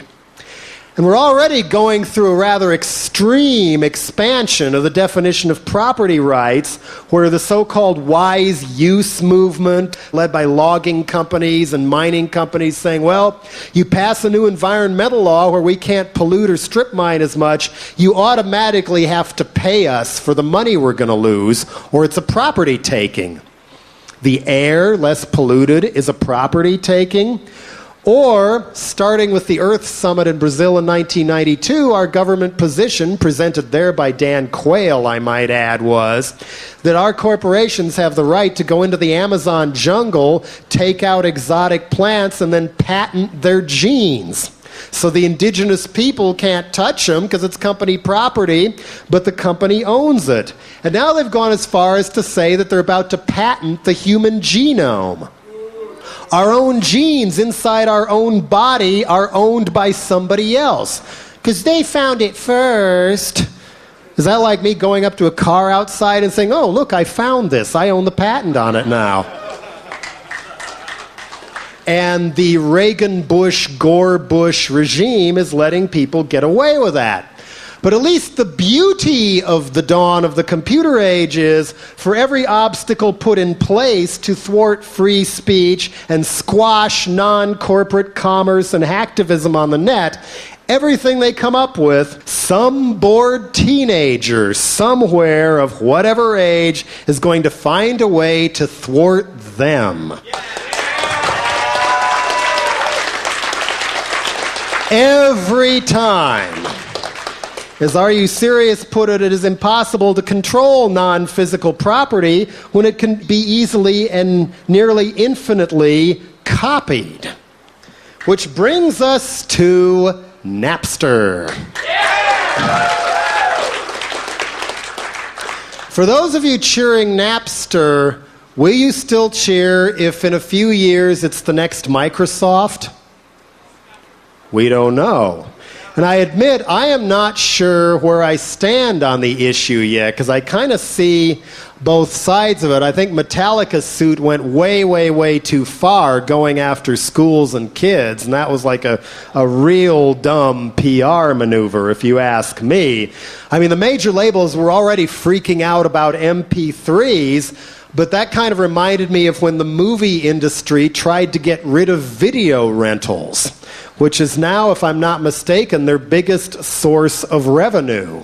And admittedly, it seems a bit weird to me, who's been like a record collector since I was in my early teens, that there would be a whole new group of people who have no interest in the hard goods or the artwork that goes with the songs or the whole albums. That seems weird to me, but obviously doesn't seem weird to a newer generation of people growing up strictly on digital downloading. Would something like Napster be no more harmful than Xeroxing part of a book for a term paper or copying the rented video for later after you've paid the rental fee? I don't know. So now it's sort of being framed in this all too black and white issues as major labels versus the little guy and the kids on the net, and it's not that simple. Major labels are an awfully easy target, we must admit. They put out really bad music for the most part, charge so much money for those CDs that they just lost an antitrust suit, and there may be a very big rebate soon. And now that they're finally getting hip to MP3, let alone Napster, generous old Sony has announced that they have 50 songs out of their catalog of hundreds of thousands of songs, probably none of them ones I'd want to hear, I might add, available for online purchase at $3.49 a piece.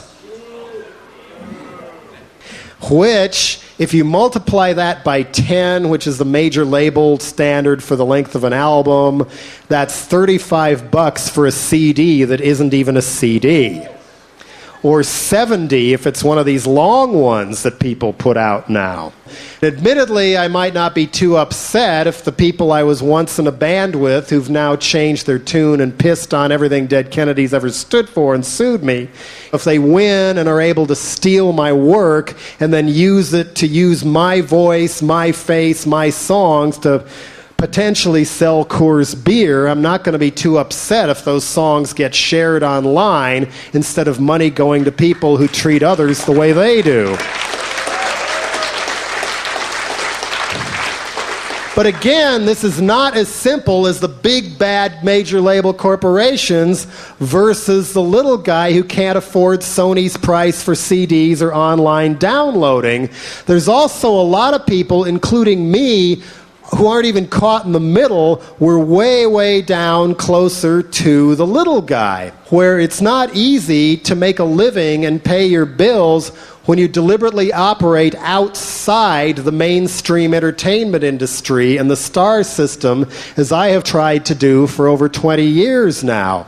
And I've been relatively lucky as far as being able to pay my bills, but I don't want that to run out. There's also a friend of mine named Matt Montfort from a band called Ancient Future, which is like a world fusion band and all. I've known him since 7th grade, and he's so gifted he could play Jimi Hendrix at age 12. He's dedicated his life to his music, but it's unusual music. Now he has a website for his band, Ancient Future. And he says he gets a lot of hits, but only 1 in 900 hits actually buy a CD from him where he can pay his bills. And here's somebody tremendously gifted who worries about getting kicked out of his rent control apartment he's lived in for almost 2 decades and not knowing where he's going to be able to go because he's stuck to his artistic guns. I don't have an answer to that, but somehow people ought to think of what it means to be a struggling artist in this country. In an ideal world, everybody who dedicates themselves to their craft to make something truly good and different without sucking up to Warner Brothers ought to get a subsidy, like they often do in some European countries. But we don't have that here.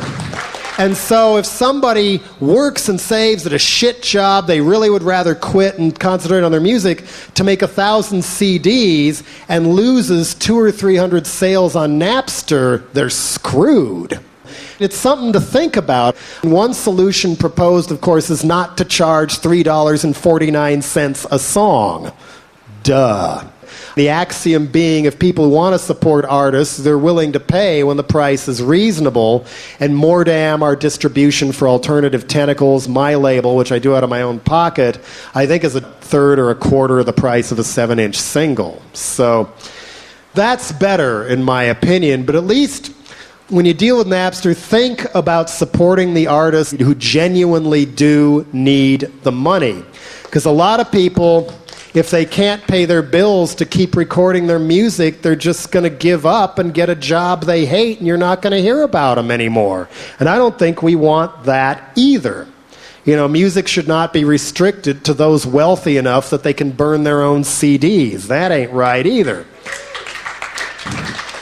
And it also wouldn't surprise me if the major labels and the showbiz people retaliate against this eventually by saying, well, if we can't make all these millions on CDs, we'll just jack ticket prices up for concerts for bands who people who really want to see for $100. And you either pay the $100 or you don't see your favorite band, and we'll just run off with your money that way. And if that doesn't work, just concentrate only on the blockbusters, even more than they do today. You know, more pop pablum and prefab boy and girl clone bands who don't even write their own songs or care. And concentrate on all the merchandise that can generate that can't be shared online. I mean, you can't download an NSYNC poster or a Britney Spears doll. And if that's where the money is, why bother supporting somebody good? Those are some of the dangers I see in that. It's just something to think about, because I haven't really made up my mind about Napster, personally. So, back to hacktivism. I mean, there is an online entity called Buster who defines it this way: using the net to blend activism and technology in a positive way. Not a frat boy way or a genuinely thieving way. I mean, is flooding the WTO or Ernesto Zedillo's website or Nike an act of terrorism or a show of growing solidarity and unrest among the people against their terrorism? Breaking down the limits on freedom in order to make them harder to impose at a time when everything from Giuliani's cops to Al Gore's toll booths are efforts to impose greater and greater restrictions on freedom, and not just freedom of speech. It's so simple and so important just to participate in this. Doing something is better than doing nothing. Wouldn't you rather help make history than watch it on TV? Or, excuse me, gossip about it on the net? Thanks for listening.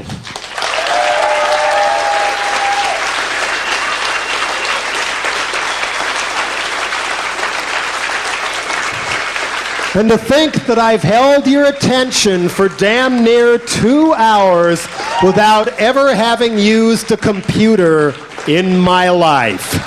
See ya.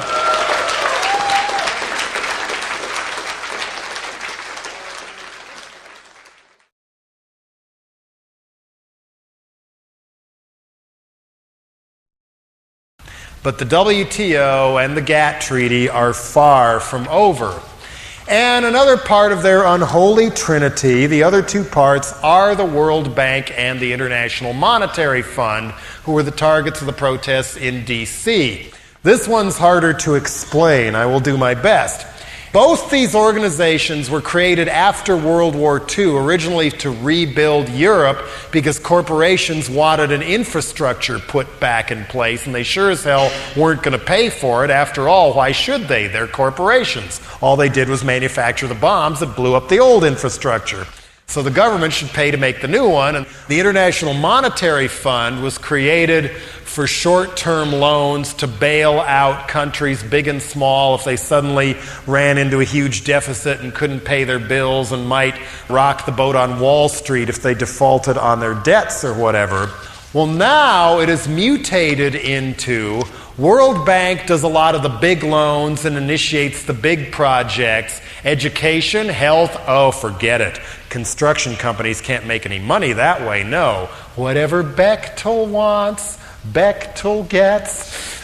Dams, giant highways. New one they're going to want to do is, I think it's a 600-mile pipeline through the equatorial jungle of Africa to benefit oil companies who want to pump out some oil. That's what the World Bank has in mind, but they do it in the form of loans with high interest rates, and so a lot of these countries can never afford to pay the whole thing back. And the IMF does short-term bailouts, but again, high interest rates, plus they attach these conditions.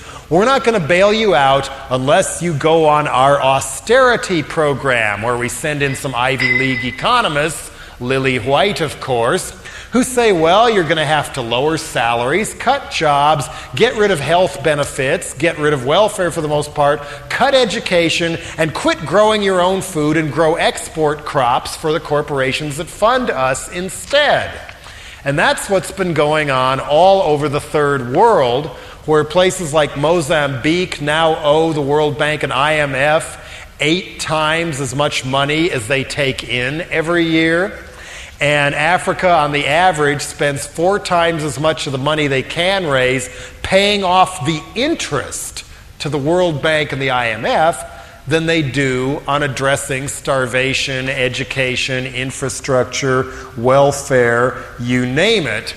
And in Africa, there's a badass AIDS epidemic going on right now. In South Africa, over 1 in 10 people have AIDS now. But the IMF and World Bank just want their interest payments back instead, which some people who have been fighting these organizations full time liken not just to economic colonization of the old colonies, but outright genocide. When you let 30,000 kids a day die from malnutrition, but you want to collect interest money or you're willing to pay for pipelines and dams. That's why people are so mad at the World Bank and the International Monetary Fund. The Jubilee 2000 program are the ones who are just saying, why don't they just forgive the debts and wipe the interest and go from scratch, or these countries are never going to recover. However, the IMF and the World Bank won't hear of it.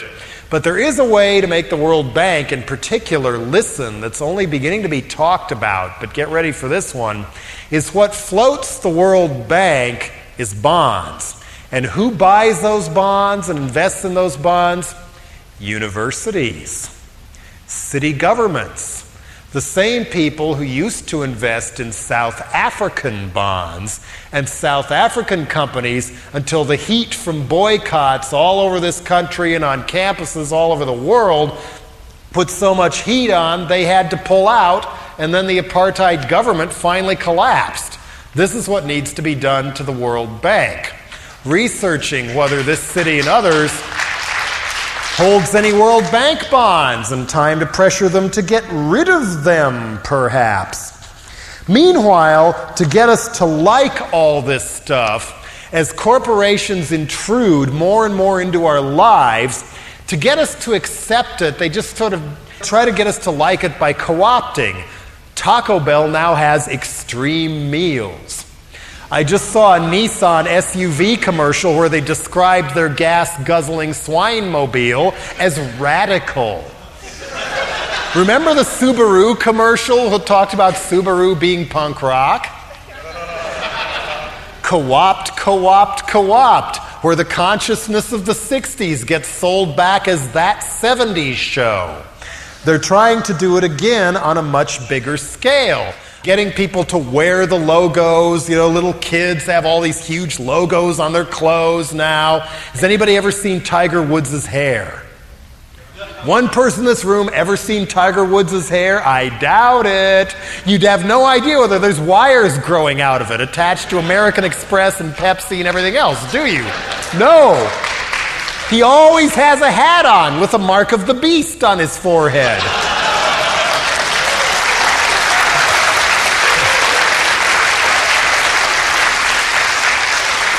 The Nike swooshdika, it's on Tiger's head. Soon it will be on yours. And you're one of the few cities left that doesn't have all your sports facilities named after corporations. In San Francisco, they just opened a new baseball stadium named after not Willie Mays, not some civic hero. It's named after the phone company. And even in Green Bay, they're getting ready to auction off the name of Lambeau Field in a couple years, too, to the highest corporate bidder. Maybe they can rent it every few years, who knows? But that's not what should be going on. And of course, a main way they like to co-opt us is to take our favorite songs and spit them back at us in TV commercials, which unfortunately, globalization hell came to my house in the past couple years. To make a long story short, former members of my old band, Dead Kennedys, sued me, claiming that I burned them on royalties, which I did not do. Yes, we goofed on accounting, found the error, and paid them. But no, they wanted revenge, in my opinion. Revenge for my refusing to let Holiday in Cambodia be put in a Levi's commercial.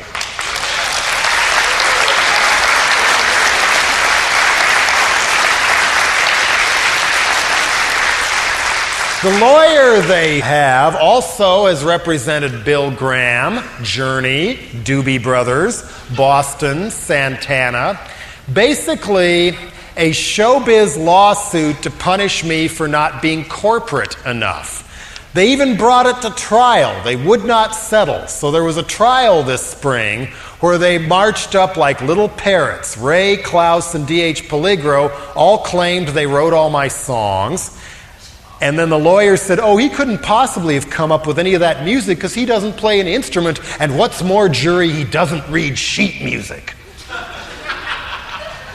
And they claimed there was this mass conspiracy of me to hide money from them. Never mind, they could never come up with a motive or anything, and there wasn't any money hiding in the first place. They even called as an expert witness a CPA who works for Grateful Dead Records, who openly coveted the Dead Kennedys catalog for Grateful Dead in his deposition. How sick is that? The Grateful Dead Kennedys?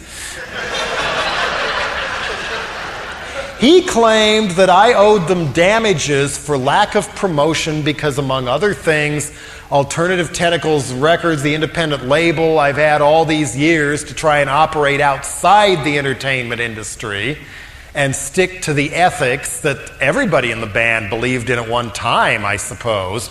Anyway, owe them damages because we didn't run ads in Billboard or Rolling Stone, and worse yet, there were no videos on VH1. The jury fell for it and awarded them damages for lack of promotion because this guy said, well, if X amount more money had been spent on advertising, X amount of more CDs automatically would have been sold. In other words, damages on CDs that don't exist. And damages for other things. So at this point, no money, but I've got to appeal the damn thing. So now their lawyer has made a motion before the judge saying that they want her to rule that they can just kick me out of the former band member partnership, throw a little money at me, then not only run off with the songs to pimp any way they want to, but never have to pay me again. So much for the ethics that Dead Kennedys stood for. Words cannot describe how much this sickens me. But I mean, somebody had to say no to putting their favorite songs in goddamn commercials.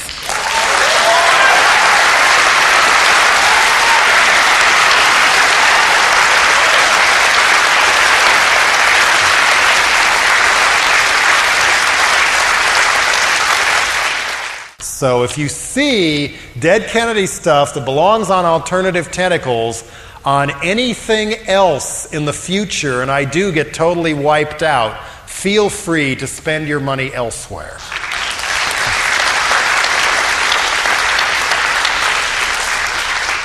That's one of my ways of fighting back, and it has cost me dearly to the point where it's turned into Kurt Cobain, I'm coming to join you sometimes. It gets so upsetting, all this. If you've ever had a really badass legal case hanging over your head, you know what I'm talking about.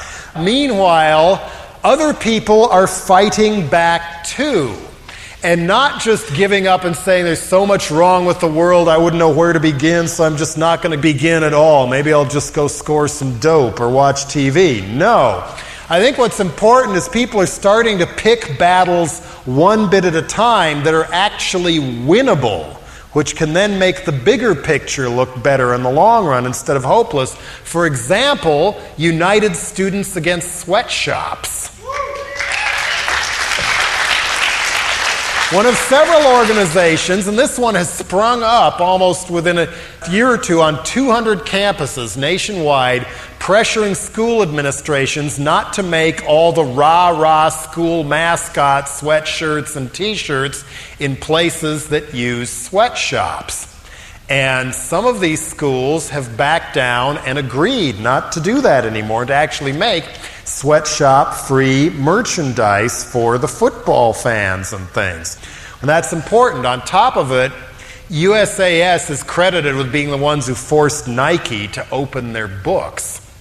And this isn't just an important issue, it's one that we can do something about at a time where in the U.S. territory of Saipan, on that island, women have to work 12 hours a day behind barbed wire for next to nothing, making clothes for, among others, The Gap, Walmart, Tommy Hilfiger, The Limited, and Sears.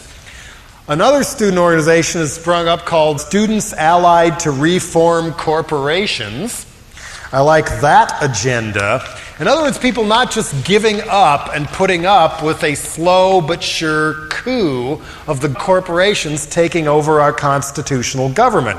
But again, corporations are trying to co-opt. It's been trumpeted with much fanfare that Levi's, among others, who also has a badass sweatshop reputation at this point, I might add, right around the time Klaus Fluoride in particular was pressuring me to sell out to Levi's, they laid off 6,400 workers in Texas, while at the same time paying a $100 million bonus to one retiring executive. They claimed sales were down, we had to cut costs. Then a few months later, I see a little item in the paper that they're opening new factories in China. Levi's was one of the first to announce that, well, we're taking a stand against sweatshops by becoming part of the Fair Labor Association, the FLA. The FLA is basically, it's a labor version of what's called greenwashing, where you pretend, like Al Gore pretends to be a big friend of the environment, but then does the opposite when nobody's looking. Well, with the FLA, corporations hire their own monitors for the factories, check only 5 to 15% of them. The FLA notifies the companies ahead of time when and what factories they're going to check. Third-party contractors are exempt, and then if they see that the 5 to 15% of the factory is okay, all the company's products can be labeled sweat-free inside the garment. And not a word from the FLA about wages. So, others who are a little more concerned about this have formed the Workers' Rights Consortium, the WRC, which is designed to do what the FLA pretends to do. Workers' Rights Consortium is corporate-free. They do not warn companies which factories they're going to inspect, meaning all of them better be clean. They publicly disclose what they find. But here's what can happen on the other hand. There was enough student pressure at the University of Oregon that they dropped the FLA and went to the WRC, so Phil Knight, the head honcho of Nike, pulled a $30 million grant from the university in protest. Nike strikes again.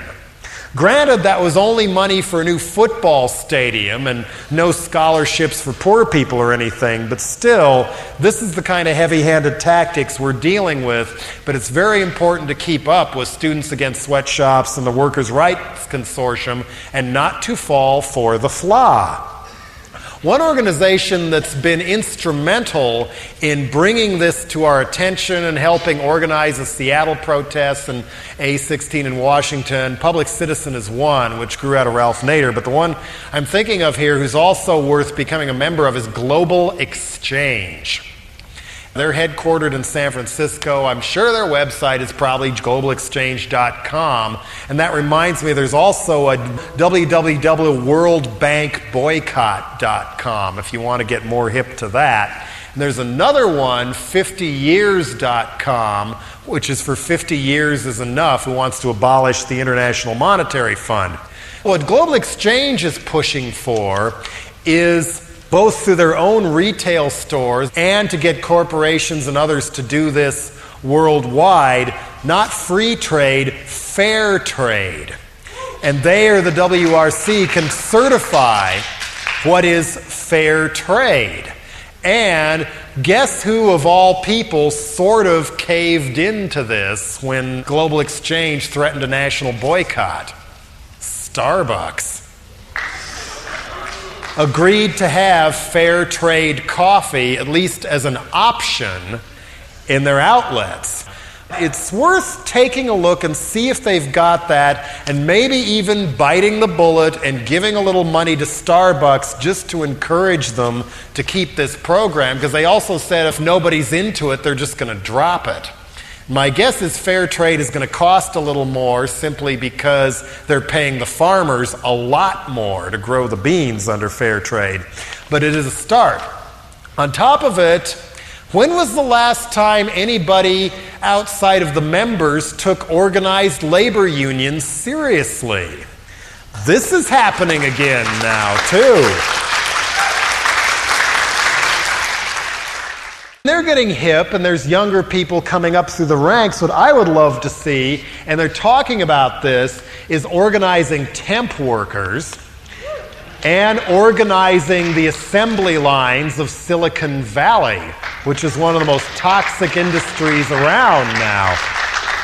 Largest concentration of Superfund sites in America is in Silicon Valley. Something needs to be done about that. And if people are going to unionize to fight back against corporate feudalism, why not a nationwide union of college students? Demanding a stop to these budget cuts, demanding an amnesty on all student loans. Other countries in the world are serious about wanting smart citizens, so they pay to send people to school. This one, student loans, will be just like the World Bank, only we're going to do it to you as an individual. I mean, that's the way the student loan system works, basically. And for that matter, why not a union of high school students, too? You know education cuts are going too far when people are actually protesting in favor of school when they're in school. That's how dire things are getting. There's other ways of fighting back on the school level. Have you noticed how there's this big push for like mandatory testing now? So in Colorado, like in the city of Chicago, where this has also happened, there's a movement I'm calling Hex the Tests, where the students are deliberately filling them out wrong in mass to protest the testing.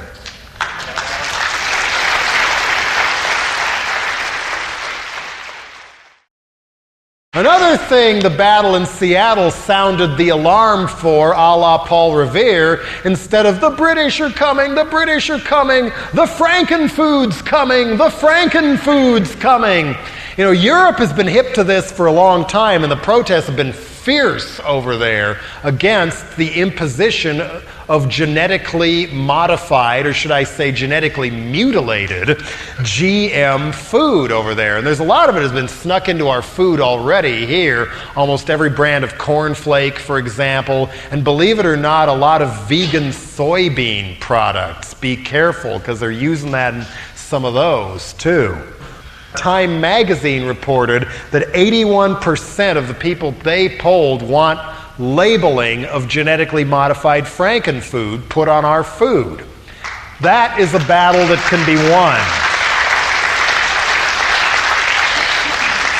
But the opposition is fierce at a time when Bill Clinton and King George II and Al Gore and especially Tony Blair in Britain are owned and operated by Monsanto for all practical purposes, who are one of the leading pioneers of Frankenfood.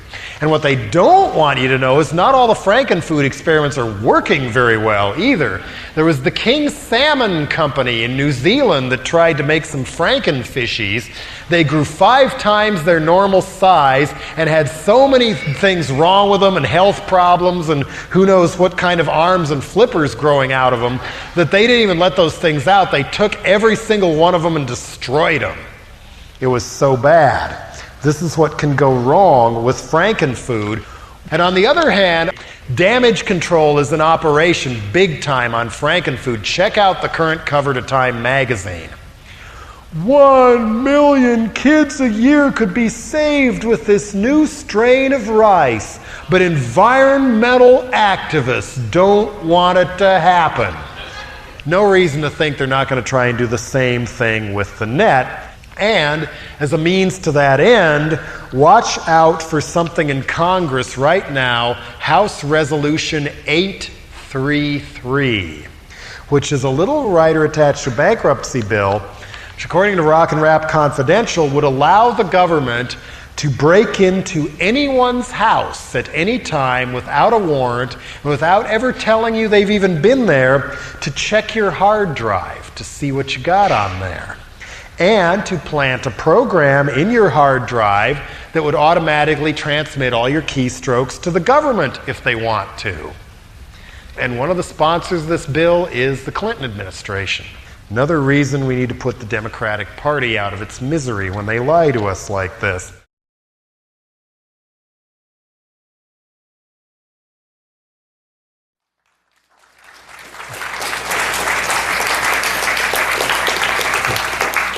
What a long, strange trip it's been, ladies and gentlemen.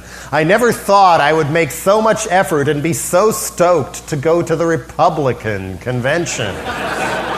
But these are the times we live in, as some of the people organizing the protests in the Independent Media Center who are older put it. This only comes around once every 30 years or so you kind of got to be there. This has been building, especially in Europe, for years.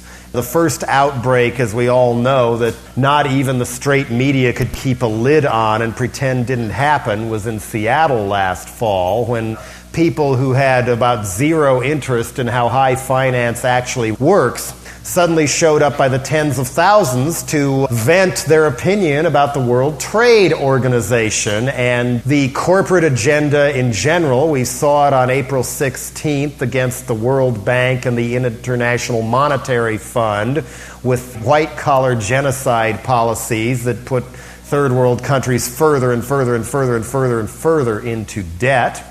People who had been demonstrating against the World Bank, the International Monetary Fund for years said usually they got 100 to 200 people at the annual gatherings. This year they got what, 20,000, 30,000?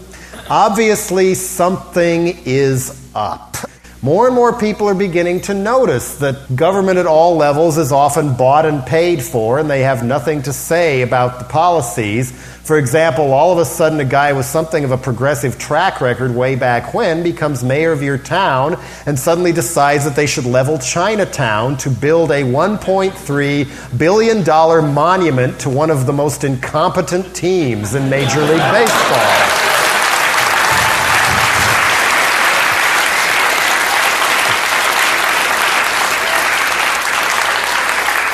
This is not a sign of good judgment on the part of Mayor Street, but I think there's more to it than that. Somebody's prodding him to do it the same way if you suddenly get in the White House and find out that maybe old Ross Perot was right for once. I mean, I thought the only value he had in running for president was proving that there really was a flying saucer crash in Roswell in 1947 and the alien still walks amongst us. But no, he moaned and groaned about budget deficits, and every country in human history has had them and still seems to thrive, often a lot better than ours does.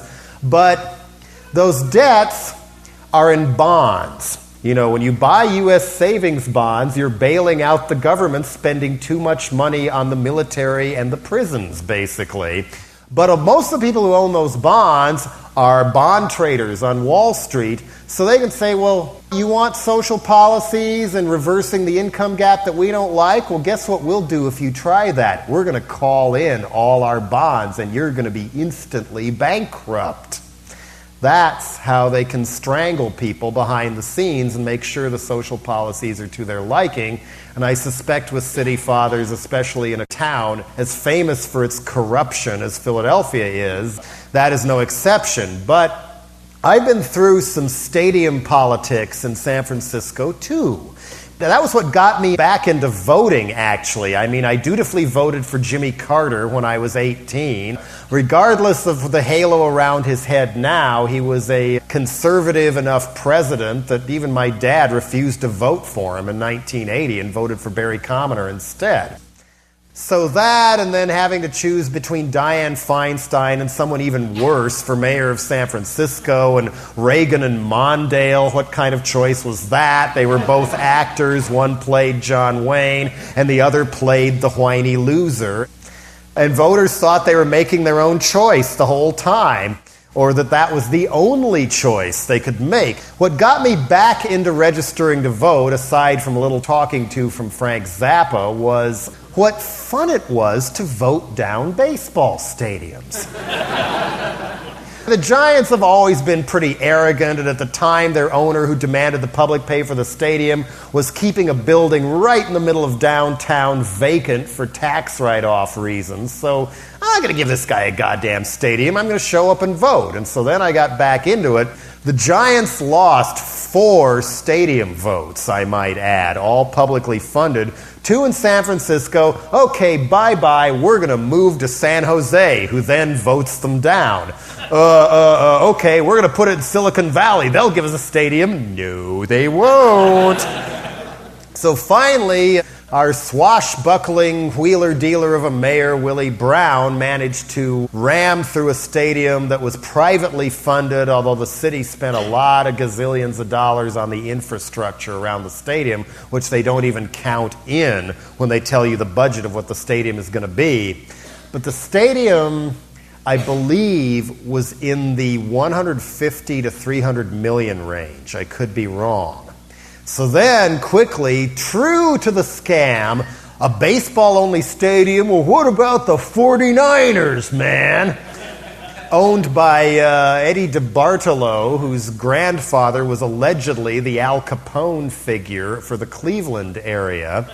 You know, he wasn't going to take any chances. He's based in Youngstown, Ohio. He knows how to get things done. Brought in his own operatives to make sure the election went his way, because this wasn't just a 49ers stadium, and there would be a mega mall attached, which would require paving a state park by the ocean to do it, owned by Eddie DeBartolo, who owns all those Mills malls. Any mall with Mills on the end is one of his. I think there's 1 or 2 around here, actually. He's made billion gazillions on malls and could easily put up the whole stadium himself. But it's an ego thing, man. So the public must submit and buy the 49ers a stadium, or they'll move to L.A., as if L.A. would ever want to root for the 49ers. I mean, that had me laughing almost as hard as when the Seahawks were threatening to move to L.A., or the Denver Broncos were going to move to L.A. unless they got another stadium. Same scam in every town. I'm sure they'll threaten to move the Phillies to North Carolina soon if this doesn't work. Not that long a drive if you really want to see them that bad. See them lose that bad. So anyway, we have this stadium mega mall, and DeBartolo operatives come in and set things up so the people in the neighborhood around where they're going to put up the stadium, the ruins of Candlestick Park, got to vote 30 days in advance. And election judges all over town on the real election day were dressed in 49er merchandise.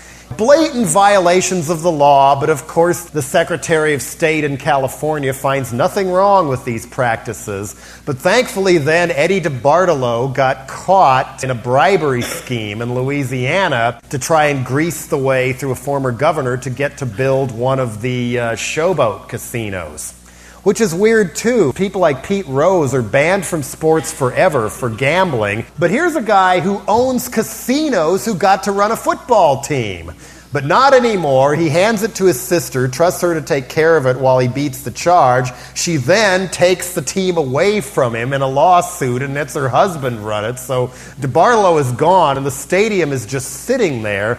No ground has been broken yet. Ha ha ha ha ha ha. But giant football stadium, attached mega mall, was budgeted at about $440 million. The point I'm making is Street is saying $1.3 billion for the stadium for the Phillies. Where is that other $900 million going to be going? It's not going to the stadium. So make sure that this is something that gets voted on publicly and gets voted down, or this entire city is going to look like Kensington and Fishtown with a gleaming stadium and a round jail in the middle.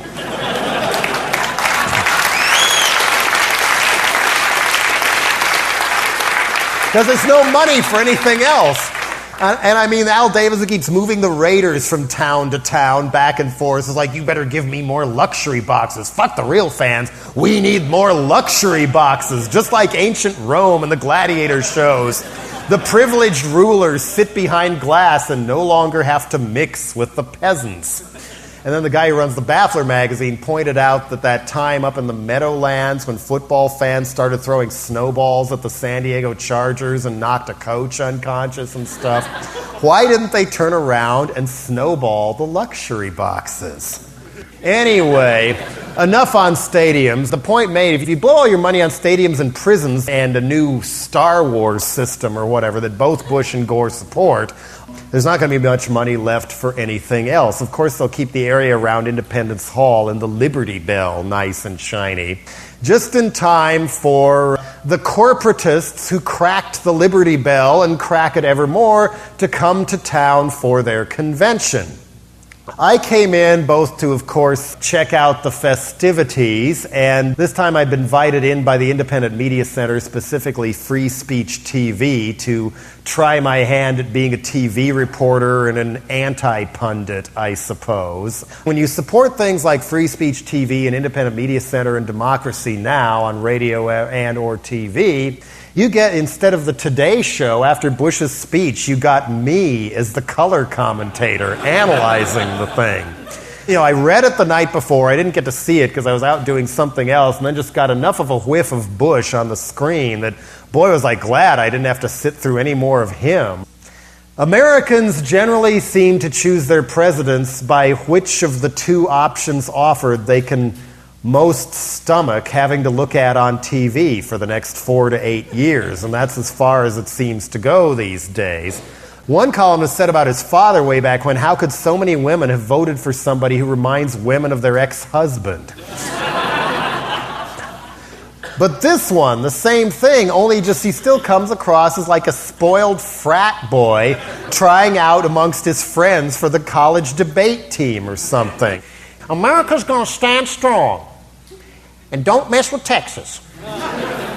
China invades Taiwan, don't mess with Texas. Vice President would be Dick Cheney, who, among other things, as Secretary of Defense under King George I, ordered Colin Powell to draw up plans to nuke Baghdad. His wife makes Tipper Gore look like somebody you would actually trust by comparison.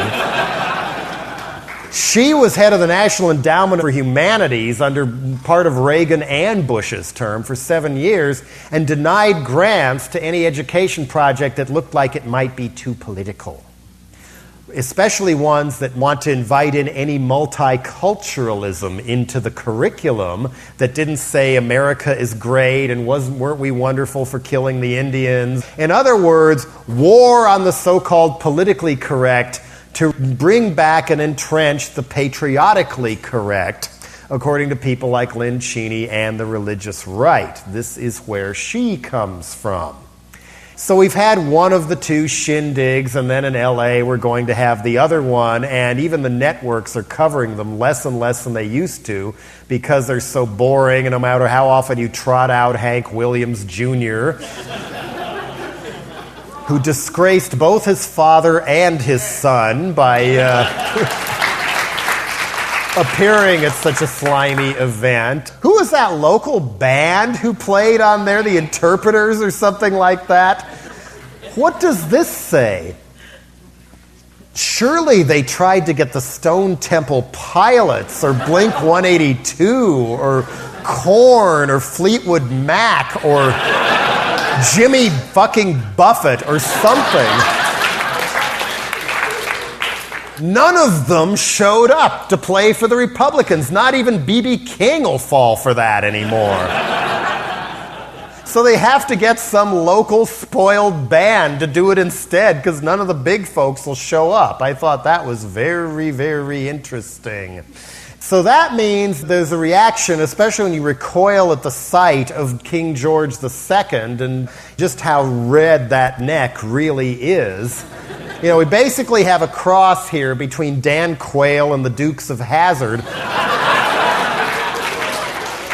With the guy who wanted to nuke Baghdad telling him what to do behind the scenes. But is Gore any better? They're all saying, well, we better get behind Gore then and make sure that Bush doesn't get in. The fear Bush signs that were being held up certainly do have a point, don't they? But how different is Prince Albert really from King George II?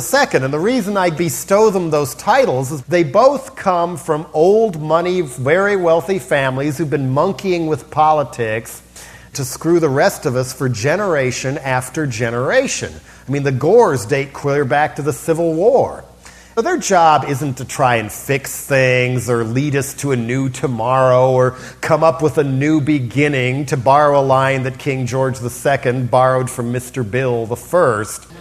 In 92, their job is to protect old money, period. Meanwhile, I know I've said this again and again, but now people are actually going out and doing it. Don't hate the media, become the media. And that's what Free Speech TV was about. I gave a name to some of this where everybody shows up with their camcorders and catches the police doing things like Rodney King beating Thomas Jones. CNN says no rubber bullets in Seattle, and then it goes out on the net an hour later, footage of rubber bullets being fired, and CNN has to change their story. What I call that now is the camcorder truth jihad. Anyone can join.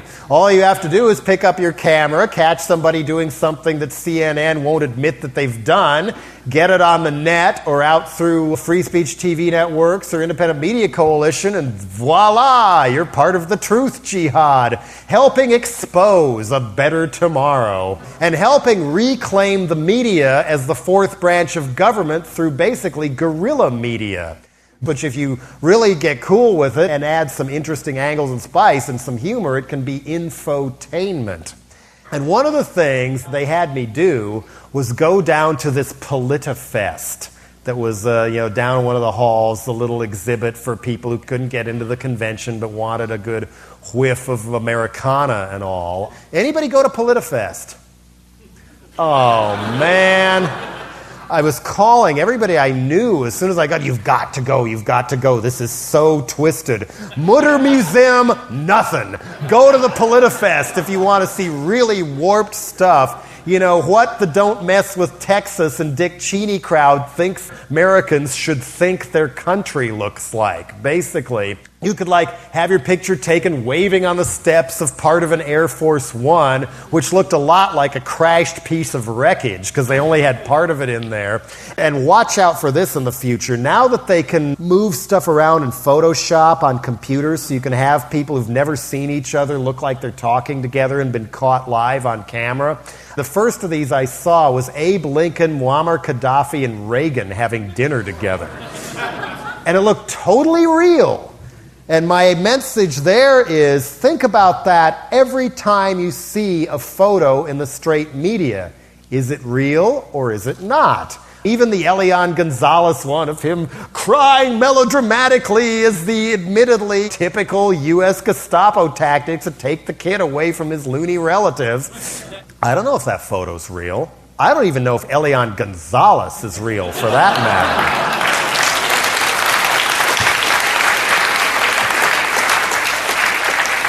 I mean, it's such a heart-wrenching story. There's been enough baseball pitchers washing ashore. Let's try a little kid this time. And preoccupy the country with poor little Elian Gonzalez and evil Fidel for months on end so we don't have to talk about anything else. That's how corporate media works. And not a damn thing about homeless families with less money than Elian's dad is making in Cuba sitting out on the streets begging for change in cities like this one and the one I come from. That's not news. After all, a picture of that next to an important advertiser in the newspaper, and they might just cancel their ads. We can't have that. Oh, back to PolitiFest. I've only just begun in the voyage to PolitiFest. Luckily, Phil over here from DUTV and the Independent Media Coalition came with me. Along with John and Sam from the Kensington Welfare Rights Union, who are part of the IMC, and some others. Yes, let's hear it for the Kensington Welfare Rights Union.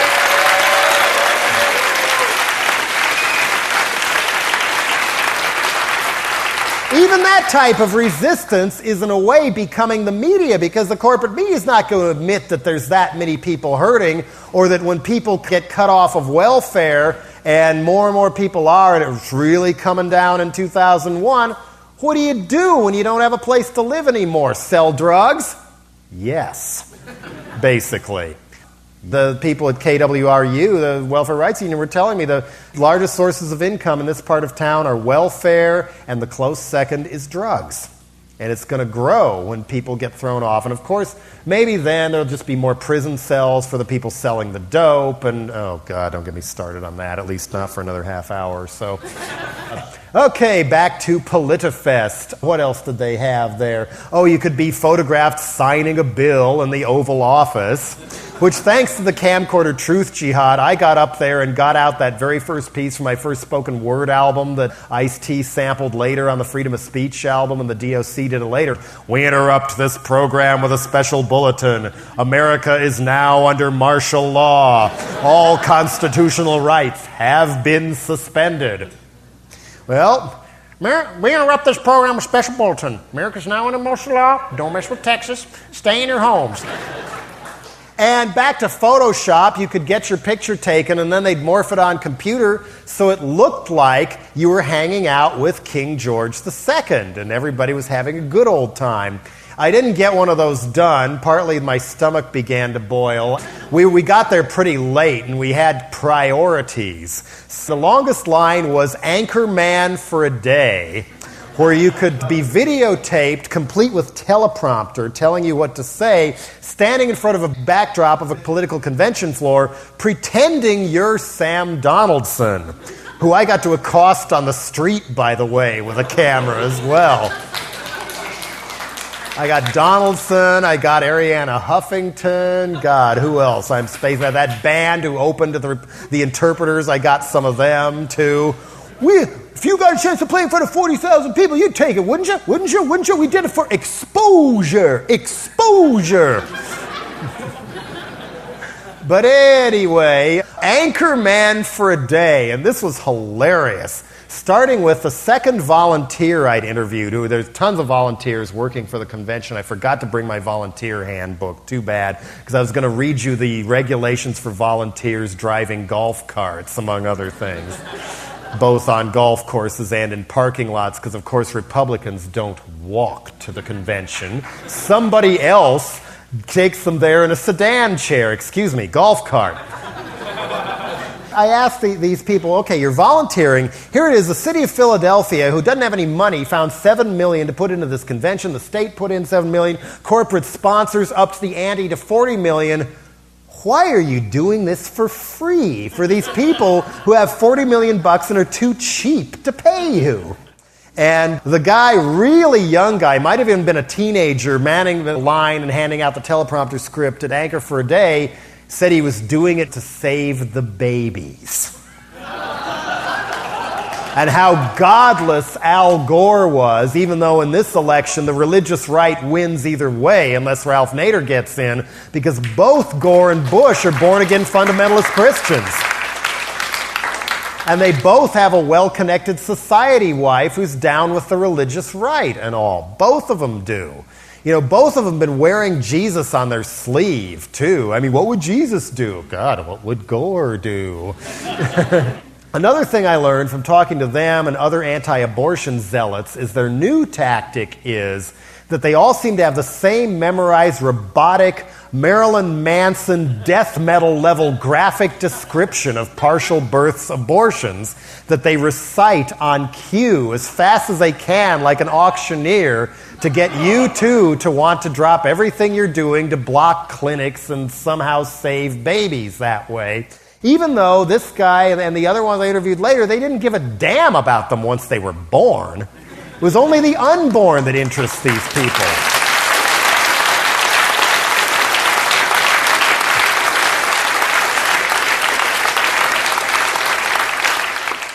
And then, as the line snaked around, there were the other people being anchor for a day. The little kids trying to read the news, I mean, that was pretty cool. That was touching. And then there was this one woman who was up there when we first got in line who was following the teleprompter script and making all these lewd gestures, even stroking her crotch at one point. And she was, I would say, a little too overly tanned and in her mid-50s. So we interviewed her afterwards. It turned out, she was in the business, as they say. She is a professional dancer. And apparently one time, part of an escort service. And this is a story we were trying to get to the bottom of, is find some of these $2,000 a night escorts that they'd been flying in to service these lonely Republican wankers during the convention. The closest we got was phillyexotics.com, but we didn't get to interview any of the people who'd been brought in and all. But she would do, because earlier I'd interviewed Nina Hartley nude in a porno store talking about freedom of speech, and she thought Republicans were lousy lovers. She wanted Peter Jennings because he was such a honey bunny. But this woman said, oh no, Republicans are great in bed. Once you get them between the sheets, it's just a matter of how they make love and all. Okay, what was the strangest assignment you were ever hired for? Oh, that's easy. I was brought in by a pilot to do him in the cockpit of an airliner at 20,000 feet. I fly home tomorrow. I'm a little worried about this. So then I got up there, and does anybody ever change the script here? The worker's kind of bored by now after 2 days. Oh, no, not really. And so I got up there. The rapture is here! The rapture is here! People are flying off the street up into heaven, just like in one of those Jack T. Chick religious comics.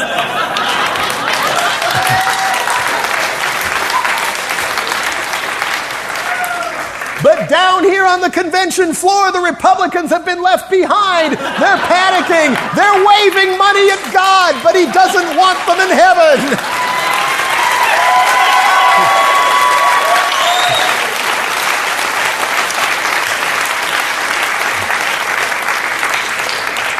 I was trying to make it like the Hindenburg crash and stuff, and then I ran out of stuff to say, so I let it go, and went on to, speaking of the rapture, past the Morph Your Picture with King George II booth to the Money Changers. And what a motley crew of money changers in the temple we had here. Forget the exhibits of a history of presidential footwear that they had in there.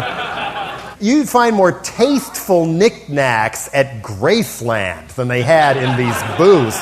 All kinds of George W. Bush knickknacks and red, white, and blue felt cowboy hats and stone-looking plaster bust of King George I that didn't even look like him for $135. Coffee table books on George and Barbara Bush. Coffee table books on their goddamn dog.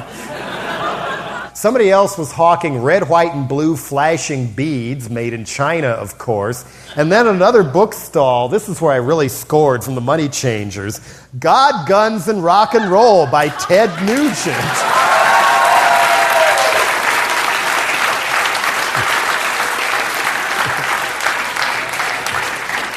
No free-for-alls here. Ted has very specific plans for our youth. He has a little camp for kids where he teaches them how to shoot everything and stuff.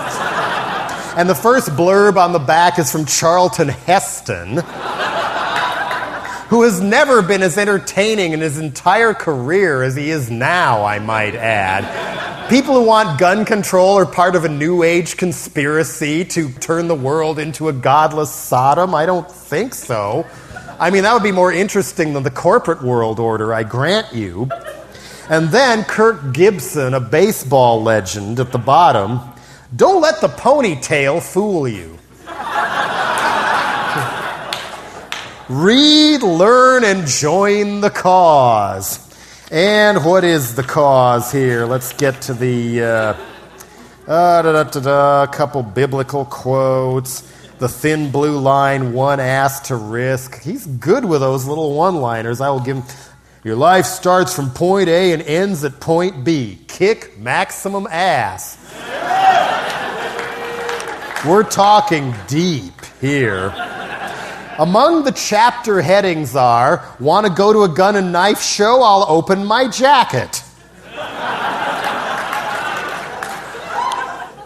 Tres venison hombres. Handgun hunting in Africa.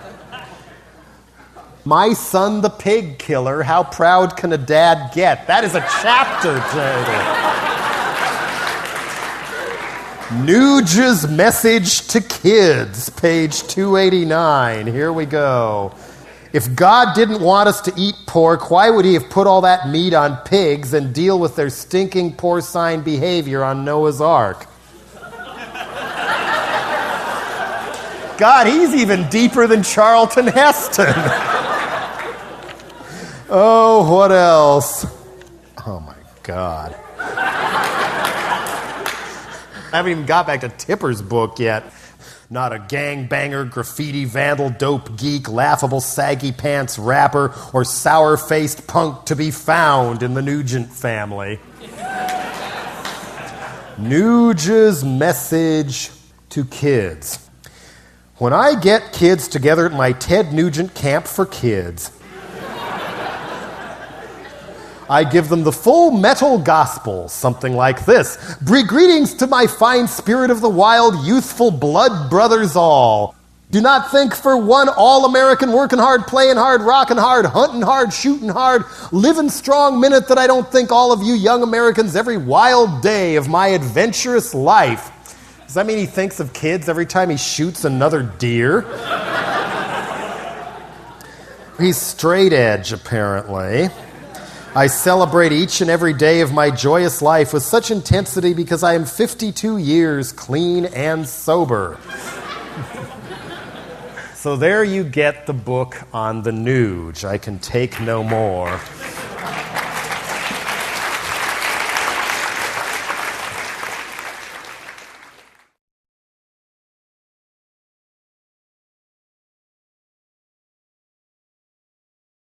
I crashed the Democratic Convention. And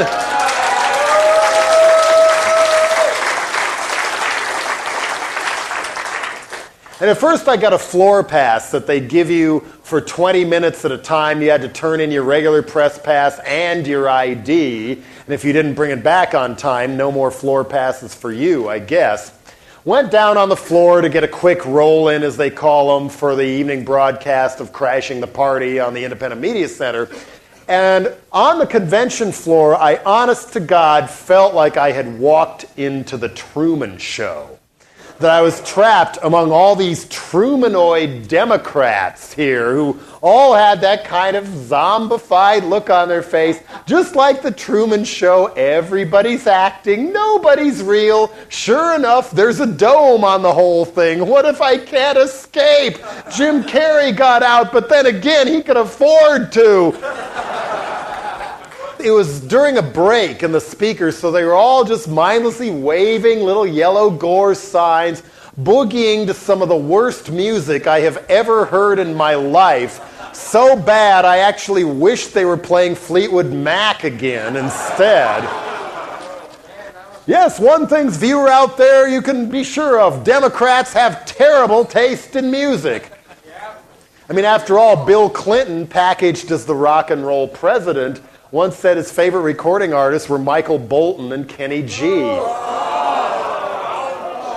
Then they went on an 8-year crusade to Michael Bolton and Kenny G-ify the rest of us, which is going to get a lot worse with Lieberman and Tipper's husband and all, not to mention King George II.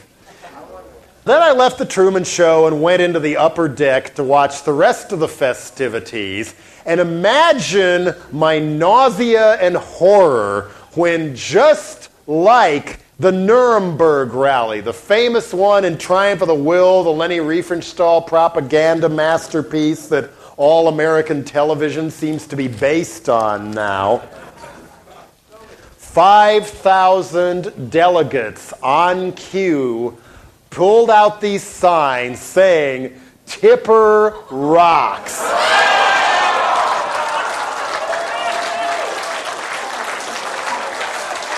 waving them enthusiastically. Tipper rocks, Tipper rocks, Tipper rocks. And then I noticed, just like David Letterman or a game show, there were these marquees up above the seats flashing Tipper rocks, Tipper rocks, Tipper rocks, just like an applause meter on a game show or whatever. It was hard to find them because there were so many corporate logos scattered everywhere in this convention hall called the Staples Center, named after an office supply chain instead of some civic leader or anything. Another common omnipresent corporate tactic now. This was what I had to put up with. Tipper rocks, Tipper rocks. What a brazen rewriting of history this is.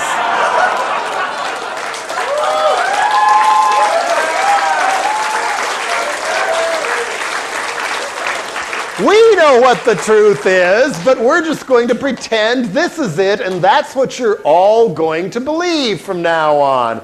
Tipper rocks, Tipper rocks.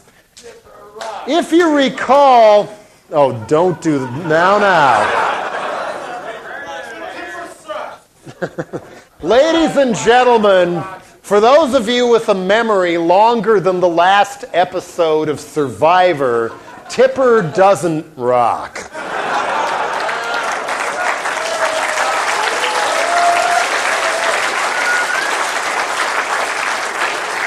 They've given her over a decade's worth of making over. But not everybody forgets so quickly that not only does Tipper not rock, she's very anti-rock. And if you like Tipper Gore, you'll love Joseph Lieberman. Joseph Lieberman, Gore's vice presidential pick, is like Tipper Gore on crack. He has taken over the anti-music crusade in the Senate, holding not one but two committee hearings chaired by his ally Senator Sam Brownback of Kansas. And at the first hearing in '97, guess who was called as an expert witness by this committee? Joseph Lieberman, who went on and on about the decay of society and how it was caused by music and wicked television and video games, and ended his talk by saying that Marilyn Manson must be dropped immediately. He, the high moral Lieberman, had the right to tell Interscope Records who to blackball. That was his attitude. And they held a second hearing later where they brought in the woman from Arkansas to blame Tupac and Bone Thugs for the kid shooting spree there, and were trying to claim that school violence was caused by music that Joseph Lieberman doesn't like. And he has help with this, too. His main allies are William Bennett, George I's former drug czar, a man so bigoted that as drug czar, he demanded public beheadings of drug dealers and said he had no moral problem with that, and called for rounding up youth from Washington, D.C., which is an almost entirely black city, and locking them on barges in the Potomac River to fight drugs. That is how far off the scale William Bennett is, but Lieberman is perfectly comfortable with this guy. Another ally, C. Dolores Tucker, a former civil rights activist who's now gone way over into Clarence Thomas land, and among other things, later, to add to a family's grief, sued the estate of Tupac Shakur because Tupac had written a song about her when she was attacking his music trying to get it banned called Why Do They Call You Bitch? Her lawsuit essentially claimed that it had caused her to fear for her life because gangsta rap is automatically violent and promotes violence in others, therefore she was going to get knocked off because of music. And loss of consortium was the phrase in the lawsuit, which essentially meant that from the grave, Tupac Shakur had ruined her sex life. 3 cheers for Tupac Shakur, ladies and gentlemen.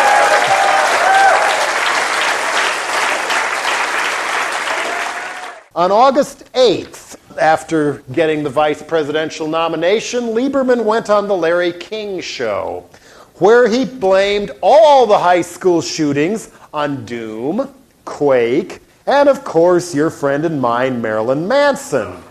Then said, and this is a quote, "This matter is going to be something that Al and Tipper and Hadassah, Lieberman's wife, and I are going to work on because we care about the moral future of our country." So she, meaning Tipper, is going to be a great partner in this effort. The year before, in '99, Lieberman and his pal Senator John McCain introduced in the Senate the 21st Century Media Responsibility Act that would basically impose a one-size-fits-all rating system on music, films, videos, and computer games, rating the intensity of violence. I wonder how McCain would get around that when he talked about all the people he killed from his fighter plane in Vietnam. Companies that violated Lieberman and McCain's labeling requirement and did something they didn't like, number one, every single thing put out would have to be recalled so it could be labeled within a year of the bill passing, and anything that violated the labeling requirement, any label who put out a CD, big or small, would face fines of $10,000 a day. And imported CDs and other products that didn't use Lieberman's label, meaning my stuff, would become illegal. And on May 30th of that year, C. Dolores Tucker, William Bennett, and Lieberman put out their latest blacklists of artists they thought should be blackballed and they didn't approve of. Blackballed. Almost all of them were black. Gee, what a surprise. The usual suspects were on there: Wu-Tang, Notorious B.I.G., Ghetto Boys, Dog Pound, Tupac, Cypress Hill, token death metalers, Cannibal Corpse, although only one metal band made the list. And get this, guess who else was on Lieberman's list? The Black Crowes and Blues Traveler. Too risque for Joseph Lieberman. Yes. And Lieberman and Bennett also give out a Silver Sewer Award every year to people who put out the most evil, wicked, risque TV shows. Do they give it to cops? No. Do they give it to real TV where you can sit around with the family and watch somebody burn to death? No. They gave it to Friends. And admittedly, I have no use for that show either. I mean, it's just, oh, the dramatic, comical lives of super wealthy young yuppies in an apartment way bigger than any apartment I've ever been admitted to in New York. So the Silver Sewer Award went to Friends for the wrong reasons, and Lieberman later admitted he had never seen the show. Earlier this year, Lieberman was on the 700 Club, being all chummy with his old pal Pat Robertson. Robertson patted Lieberman on the head for being an ally in his effort to put religion back in the centerpiece of American life by law. And Lieberman, in return, patted Robertson on the head, saying that in this book that Lieberman had written, he saw the beginning of another spiritual awakening in America. Perhaps that's the rise in the use of psychedelic drugs these days? No. And Lieberman then said to Pat Robertson, "I'm pleased to be talking to you because I think you really have been at the heart of it, in which people return to their religions as a way to build a wall of principle around themselves, to protect themselves and their families from the anything goes mentality." Lieberman went on to say, "I don't think America suffers from too much religion in public life. We suffer from too little of it." Then in the past few days, Lieberman went off again, saying that we are all children of the same awesome God. Awesome, dude. And quoted America's second president and first one to get voted out of office, John Adams, quote, "Our Constitution was made only for a moral and religious people."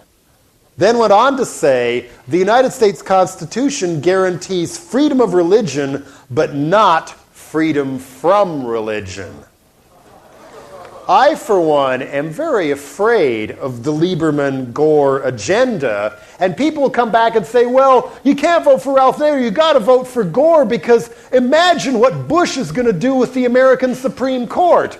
I look at Lieberman and imagine what Gore is going to do to the Supreme Court if this is what he wants for a vice president, and again, see no choice between Gore and Bush whatsoever.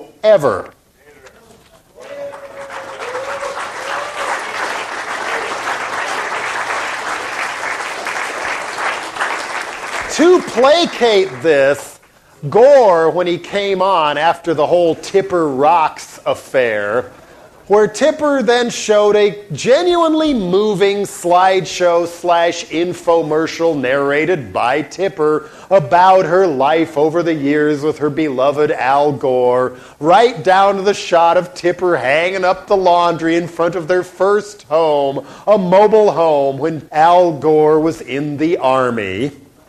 Then Gore comes out, entering the convention hall like a pro wrestler, from the back, slapping hands with the audience, getting ready to get in the ring or on the stage, which was painted all gray with the exact stripes you see on American Airlines planes going everywhere.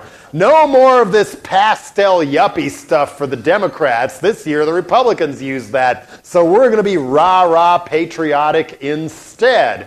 Gore's speech was a genuinely moving speech. I was surprised. He spoke well and came out a lot more forcefully on issues I am concerned about than I ever expected him to. Even vowed to fight big drug companies in the way they gouge people, to the point where the price of many prescription drugs in America is 4 to 10 times the price in Canada, let alone in the third world. This is what happens when you privatize health care, ladies and gentlemen. You get a disease industry who figures, these people haven't bought insurance from us, and this is our hospital. Throw them out the door. Let them die. AIDS, you just lost your insurance. Go die. There's not any money in you. Anyway, there was enough of this coming from Gore that I think, God, if I closed my eyes, I'd think I was listening to Ralph Nader. Too bad almost every single thing he said in his speech is the exact opposite of his own record. Fight the drug companies? Not Gore. He went down to South Africa to bully President Mbeki into not making generic copies of anti-AIDS drugs or importing cheaper ones from South America, even though there is a badass AIDS epidemic going on in South Africa and in the African continent right now. 1 in 10 in South Africa, 1 in 4 or 5 in Zimbabwe, supposedly 1 in 3 in Botswana. But Gore's main purpose is not to save people's lives, it's to save drug companies' money. Let your people die, President Mbeki, otherwise we're going to sick the WTO on you. That was Gore's message. He later went back on that due to public outcry, but that is where this guy's instincts lie. So there was the usual pomp and circumstance, trying to make it like the old exciting conventions when there was more than one candidate and real issues were debated at the podium on the convention floor. Not anymore. Just like the coronation of King George II, this was the coronation of Prince Albert. They waved their Tipper Rock signs. Then on cue, when Lieberman came out for a second, they all said, "Go, Joe, go! Go, Joe, go!" And sure enough, the marquees were flashing, "Go, Joe, go! Go, Joe, go!" This is what you're supposed to do, game show audience. Then at the end, of course, the balloons fell, and I kept thinking, oh, please let it rain so many balloons, it drowns all these delegates. But far from it, hardly any of the balloons were falling, and from where I was sitting, I could see the workmen in the rafters of the Staples Center yelling instructions to each other, shaking the balloon nets, trying to get them to fall. Where was Survival Research Labs when we needed them? And then, as Gore went off into the sunset, smooching Tipper, and of course, The kiss is discussed more in the editorial pages of America's newspapers than the policies. That's what dumbed-down corporate media is all about. Day after day debating how Al kissed Tipper.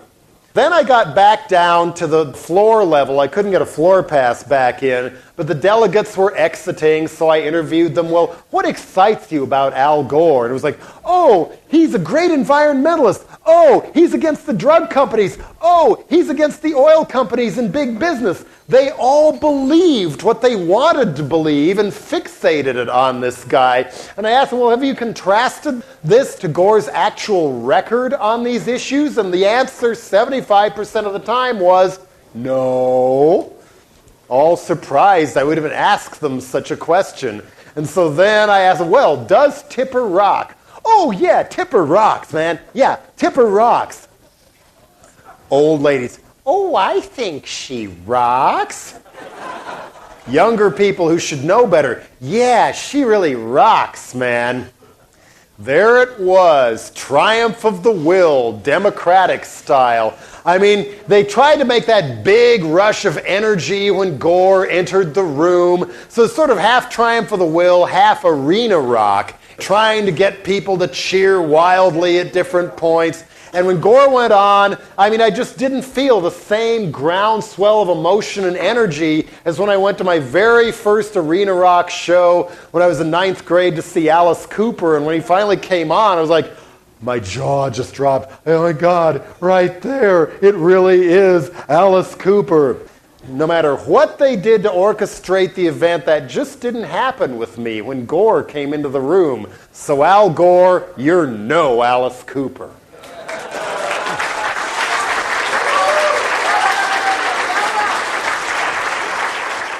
But why Gore pushed that many buttons that I supported was obviously he's feeling the pressure both from the protests and from the Nader candidacy. So much pressure that they're now fighting like crazy to keep Nader out of the televised presidential debates this fall. It used to be if you had over 5% in the opinion polls, they'd let you in. Thus Perot got in '92 and John Anderson in 1980. But as soon as Nader went over 5%, suddenly the bar is raised to 15%. And the excuse they were using was, well, our sponsor, Anheuser-Busch Brewery, makers of Budweiser and other fine liquid that gives me a migraine every time I sip one of their products, says 15%. And it's the sponsor's rule. We can't change the sponsor's rule. What a great metaphor for how the Republicrats run, or should I say forget to run the world. We can't cross the wishes of our sponsors, can we?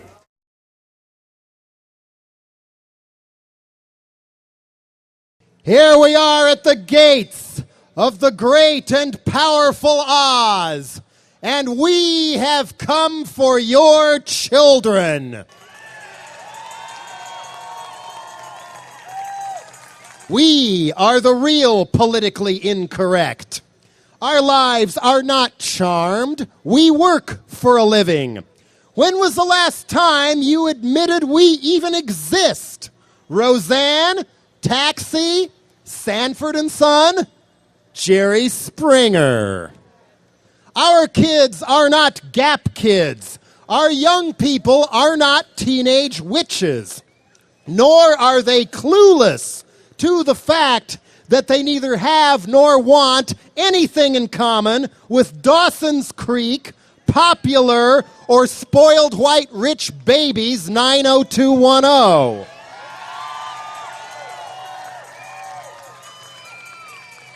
We see no difference between Michael Jordan, Tiger Woods, and Ronald McDonald.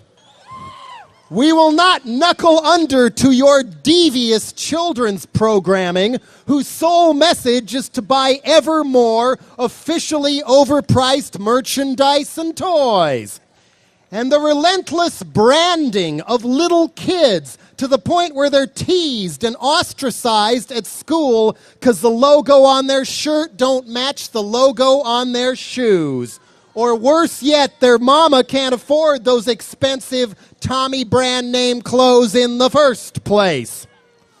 And we will not let Campbell's Soup, Old Navy, MTV, or anyone else hammer into the minds of girls as young as 6 years old that they should always hate their bodies and always be on a diet.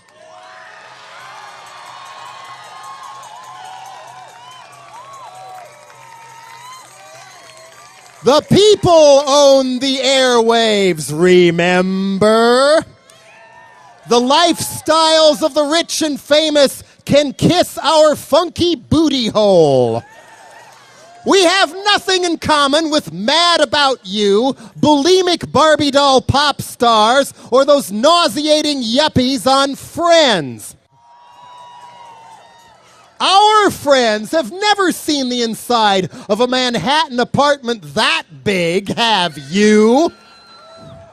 Our lives are less likely to be touched by an angel than by a 30-day eviction notice from landlords so greedy they should be lynched, bulldozing us from the cities we give life to in the first place, so more .com cowboys can seize our homes and tootle around spitting money in everyone else's face.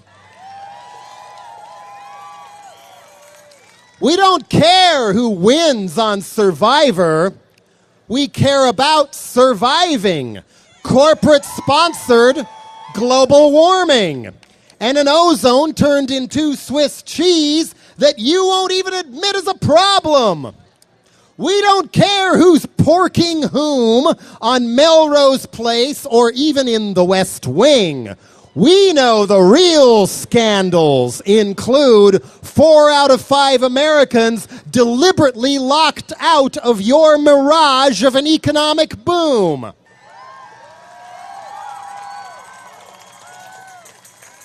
As Michael Franti put it, I don't care who they're screwing in private. I want to know who they're screwing in public.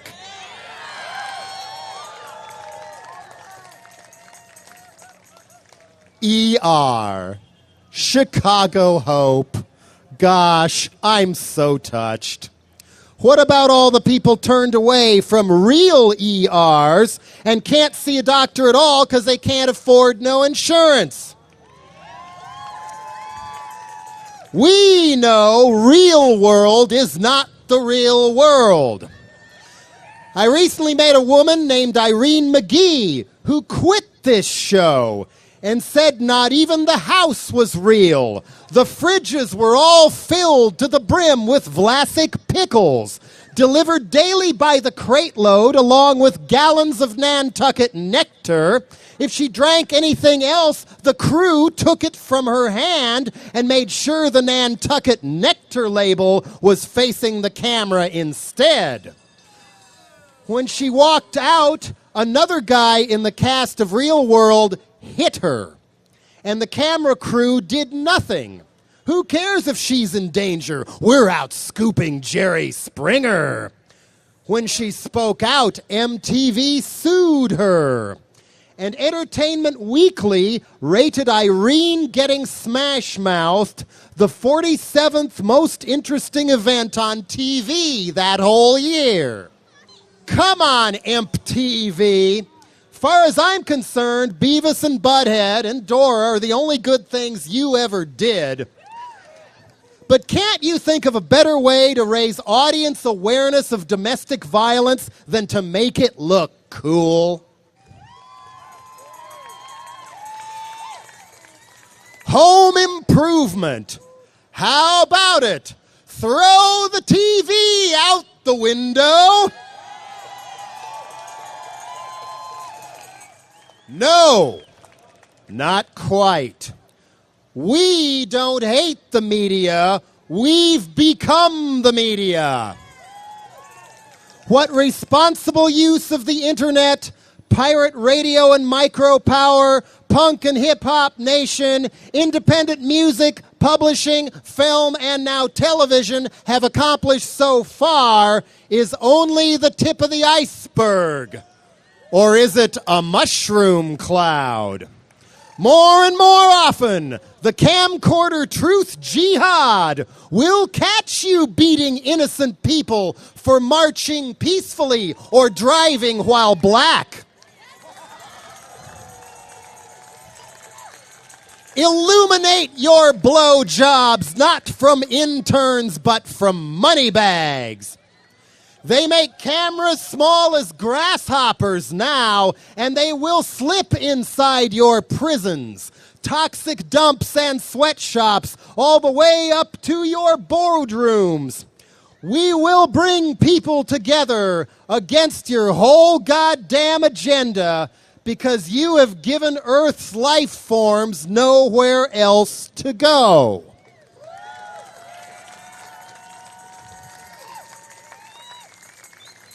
Giving a damn about the world around us and doing something about it is not an antique roadshow.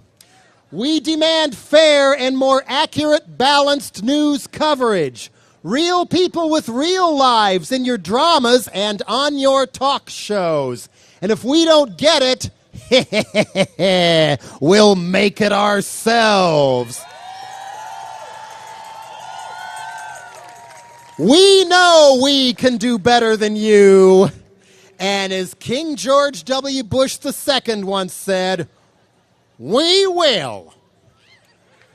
As the world turns, our guiding light will be to take back and improve the days of our lives, knowing each one life to live matters. Welcome to our Spin City, little homeless shelter on the prairie. Survivor, where contestants try to feed their families on a skinflint Clinton Gingrich Gore welfare check. Mary Tyler Moore stuck in endless dead-end temp jobs with no time off or benefits at all. We got all kinds of cures for your sitcoms, so boring they're not even funny anymore, and Letterman's very existence and third product placement from the Sun. We'll exile Jesse Helms to the Munsters. George W. Gore and Arianna Huffington are the new cast of Green Acres. ER goes to Somalia, while Baywatch goes to Burma. Kathy Lee presents the lighter side of East Timor, while Oprah models swimsuits on location at Superfund sites. You give us the world's wildest police chases, we'll give you the world's wildest police brutality cases.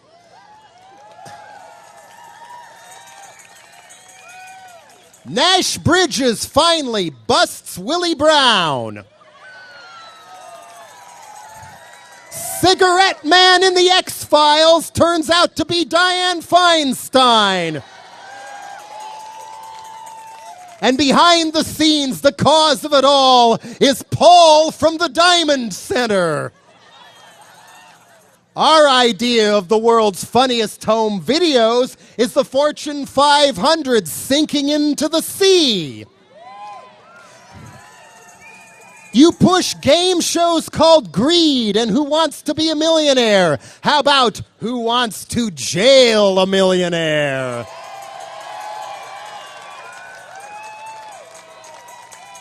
Storm the gates of the Bastille of the wonderful world of Disney. The vampire we are out to slay is you. Turn AOL Time Warner over to Adbusters. Hand the reins of CNN to me. Replace Rupert Murdoch with Marilyn Manson. We are everywhere and we won't go away. We will not go quietly and shut up and shop. We will boycott you and boycott your sponsors, sabotage them at work, and raise our kids unafraid to show that they're smart. Enough to see through the pop junk you puke out.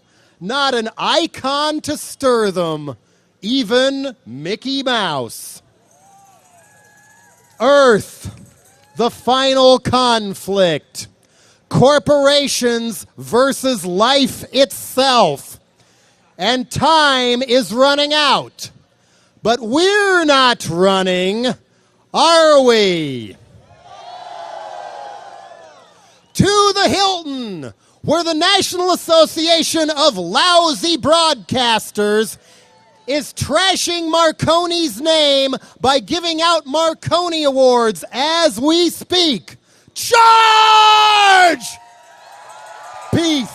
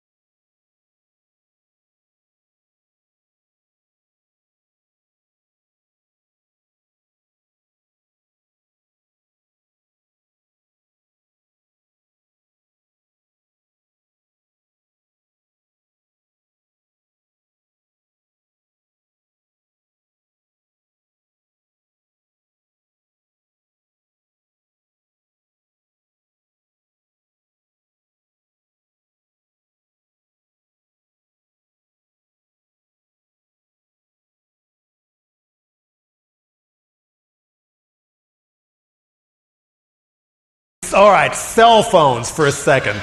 You've seen the Beavis and Butthead episode where Beavis gets an order on the phone and throws the phone in the French fry fryer? Every time I see somebody walking down the street with a phone, I want to just walk up to them and throw it in the nearest French fry fryer.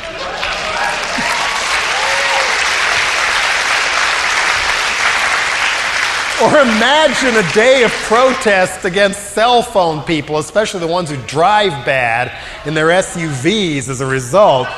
Where all over the country, people run up and grab phones out of people's hands and just run around the block with them for a while. To avoid an aggravated robbery charge, you then hand it back. But still, not just the Joker, but think of if everybody became Harpo Marx for a day every once in a while.